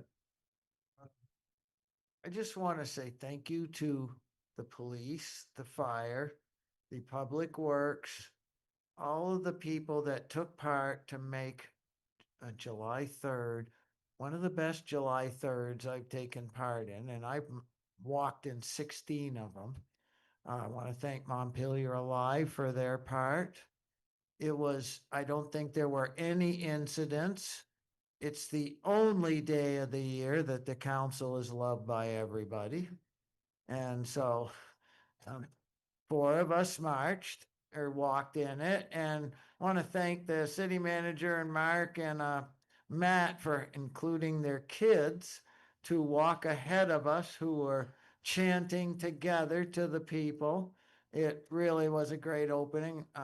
We had a grader behind us and the new dump truck, and the fireworks were just one of the best shows I've seen in Montpelier. They even faked us out with a false kind of finale where everybody started cheering, and then all of a sudden it went back to the regular show, and it was just kind of a come on, I guess, or something like that. The actual finale was awesome and huge roar by the crowd, and literally we walked by thousands of people. Thousands of people with no incident, maybe not quite as good as Woodstock, but still, it was really nice to see. But we had a lot of participation from city employees. Yes, I know they're paid well, but they gave up a day to do that. And I thought they did a wonderful job. I spoke with many of the policemen and the public works people out there. So thank you, everybody who put that on. It is one day that all of Montpelier loves each other. All right, thank you, Councilor Sheridan. Councilor Alfano, anything? Just quickly on the Complete Streets Committee, they're working on a couple of things. One is revisions to the e-bike ordinance. I guess they're trying to give it some teeth because there are some issues with e-bikes, safety issues that they believe aren't properly addressed. Enforcement's difficult. They've been working on that. That's likely to come to us sometime in the next few months. The other thing is they have written and made a motion last meeting to pass it and recommend it adoption to the council of a new charter, partly because they did not combine with the infrastructure committee, but they're dealing with the infrastructure issues, so they wanted to sort of revamp their from an purely advocacy committee to advocacy and infrastructure. So that's likely to come to us in the near future, I would think. Thank you very much. Councilor Gill. Should we give a quick update on CCR? Oh. Go ahead. So I didn't have anything written down. Memory. Okay, so Country Club Road, very quick update. Just so that you know, we've met, just a quick, you guys aren't living and breathing this every day, but we're down to 2 developers, Chinburg and DEW. And we are working on calling references this week. So myself, Ben, and Sal have divided and conquered to call. I don't know who else is calling. I can't remember the list. Just us. 3 of us. Okay. So we're calling references to check for both DEW and Chinburg. And we have a call this Friday to kind of reconvene, talk about our findings. And I think Ben is working on a memo to prepare for council. So our target goal is to come back to council during our next city council meeting to share a full update, a status of, everything we've done, kind of a little bit of overkill, I think, into where we are now, which is going to be a decision, which is going to be monumental, very exciting. But I think we are getting there. We've done a lot of due diligence. We've done our research. We've, sometimes taken a little bit longer than people have wanted, but I think it will pay off in the end. And we'll pick a developer that we can move forward with and move to the next phase, which is a development agreement, which is a whole nother phase in negotiations and development and really getting into that nitty gritty detail of an agreement with one developer to help finalize and solidify what that development will look like in terms of our design and build phase. So we're getting there. Tons of work is happening. We might not talk about it all the time because we're working, but we will have a pause during our next city council meeting to provide an update. So I don't know if I missed anything. That's great. Yeah. Okay. Well done. All right, thank you. All right, going to Zoom, Counselor Cohn.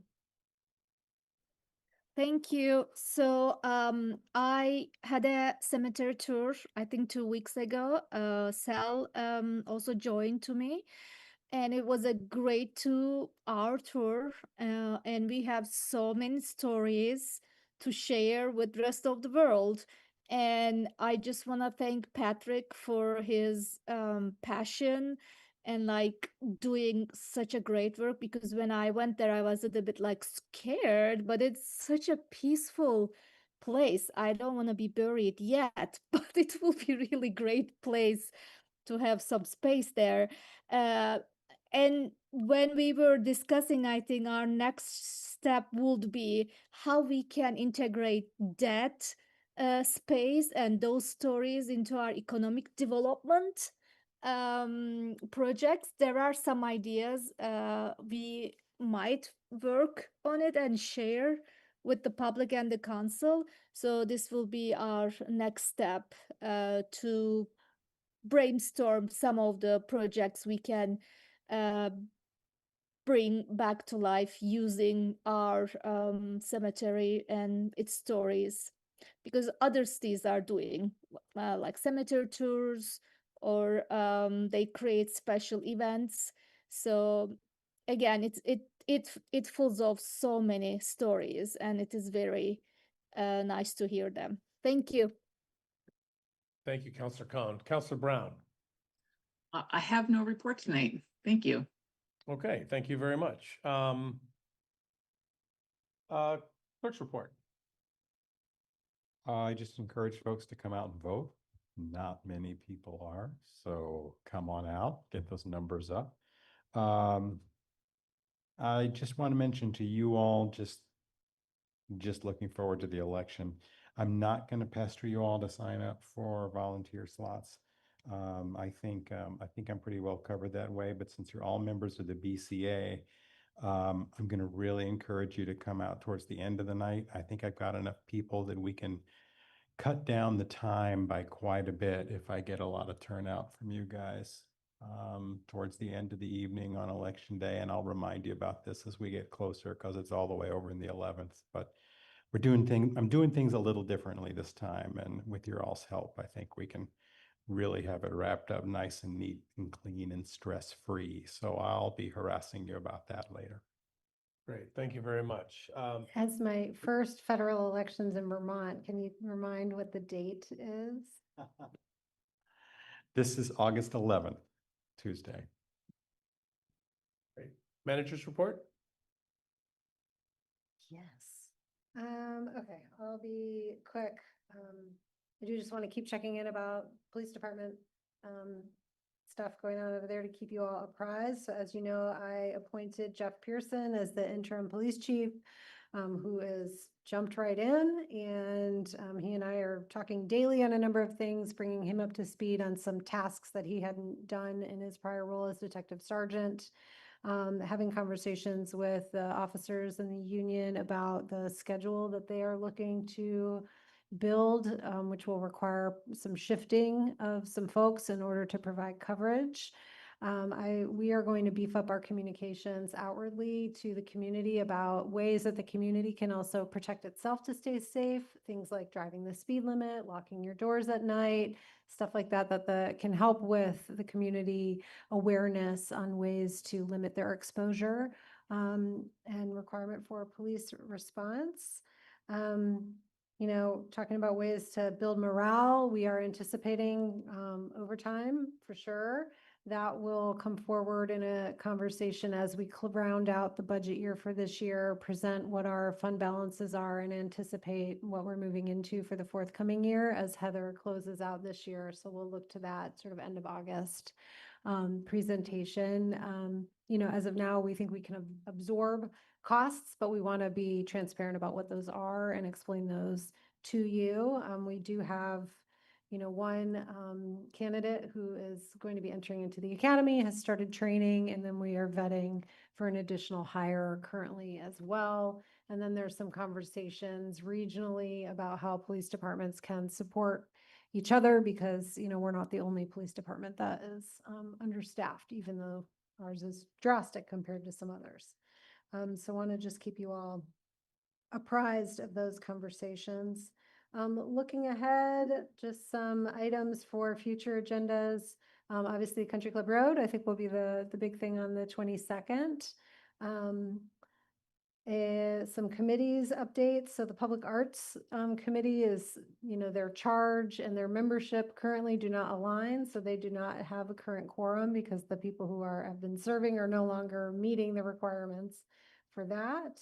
I am working on the committee's update so we can continue to move that forward. I want to bring forward the expenditure approvals for the tasers for the police department. So this is something you approved in your capital improvement budget, but because it's a sole source contract, needs to come to you for approval, and also revisit the cruisers purchase because we're looking at how we can best equip everybody right now. And then a conversation around zoning fees. Those were brought to the Housing Committee yesterday for their input about whether or not we should be structuring our fee schedule to meet the budget targets that you all had identified for revenue, and want that committee's input on that. And I'm sure there are some things that I am forgetting that are in the hopper as well. And I'll leave that at that. Okay, I'll just, for a mayor's report, I'll do just a quick echo. Jim, I had a great time with you and everyone else out there at the parade. It was really a terrific day.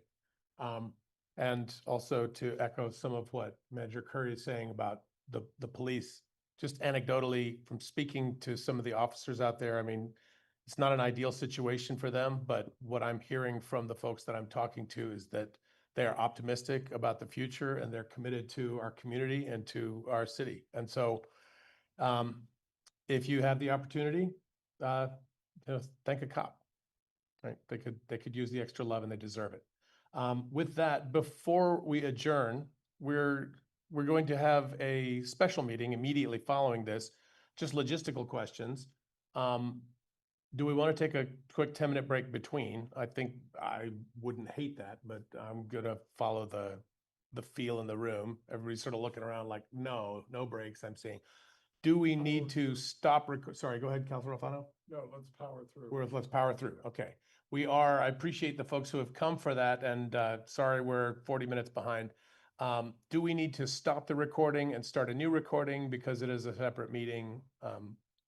Okay, so with that, if there are no objections, this regular meeting of City Council is adjourned.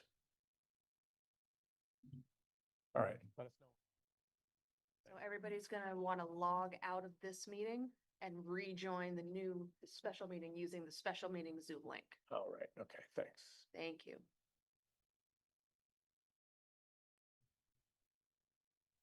Does the public have to do that, or do we just stay here?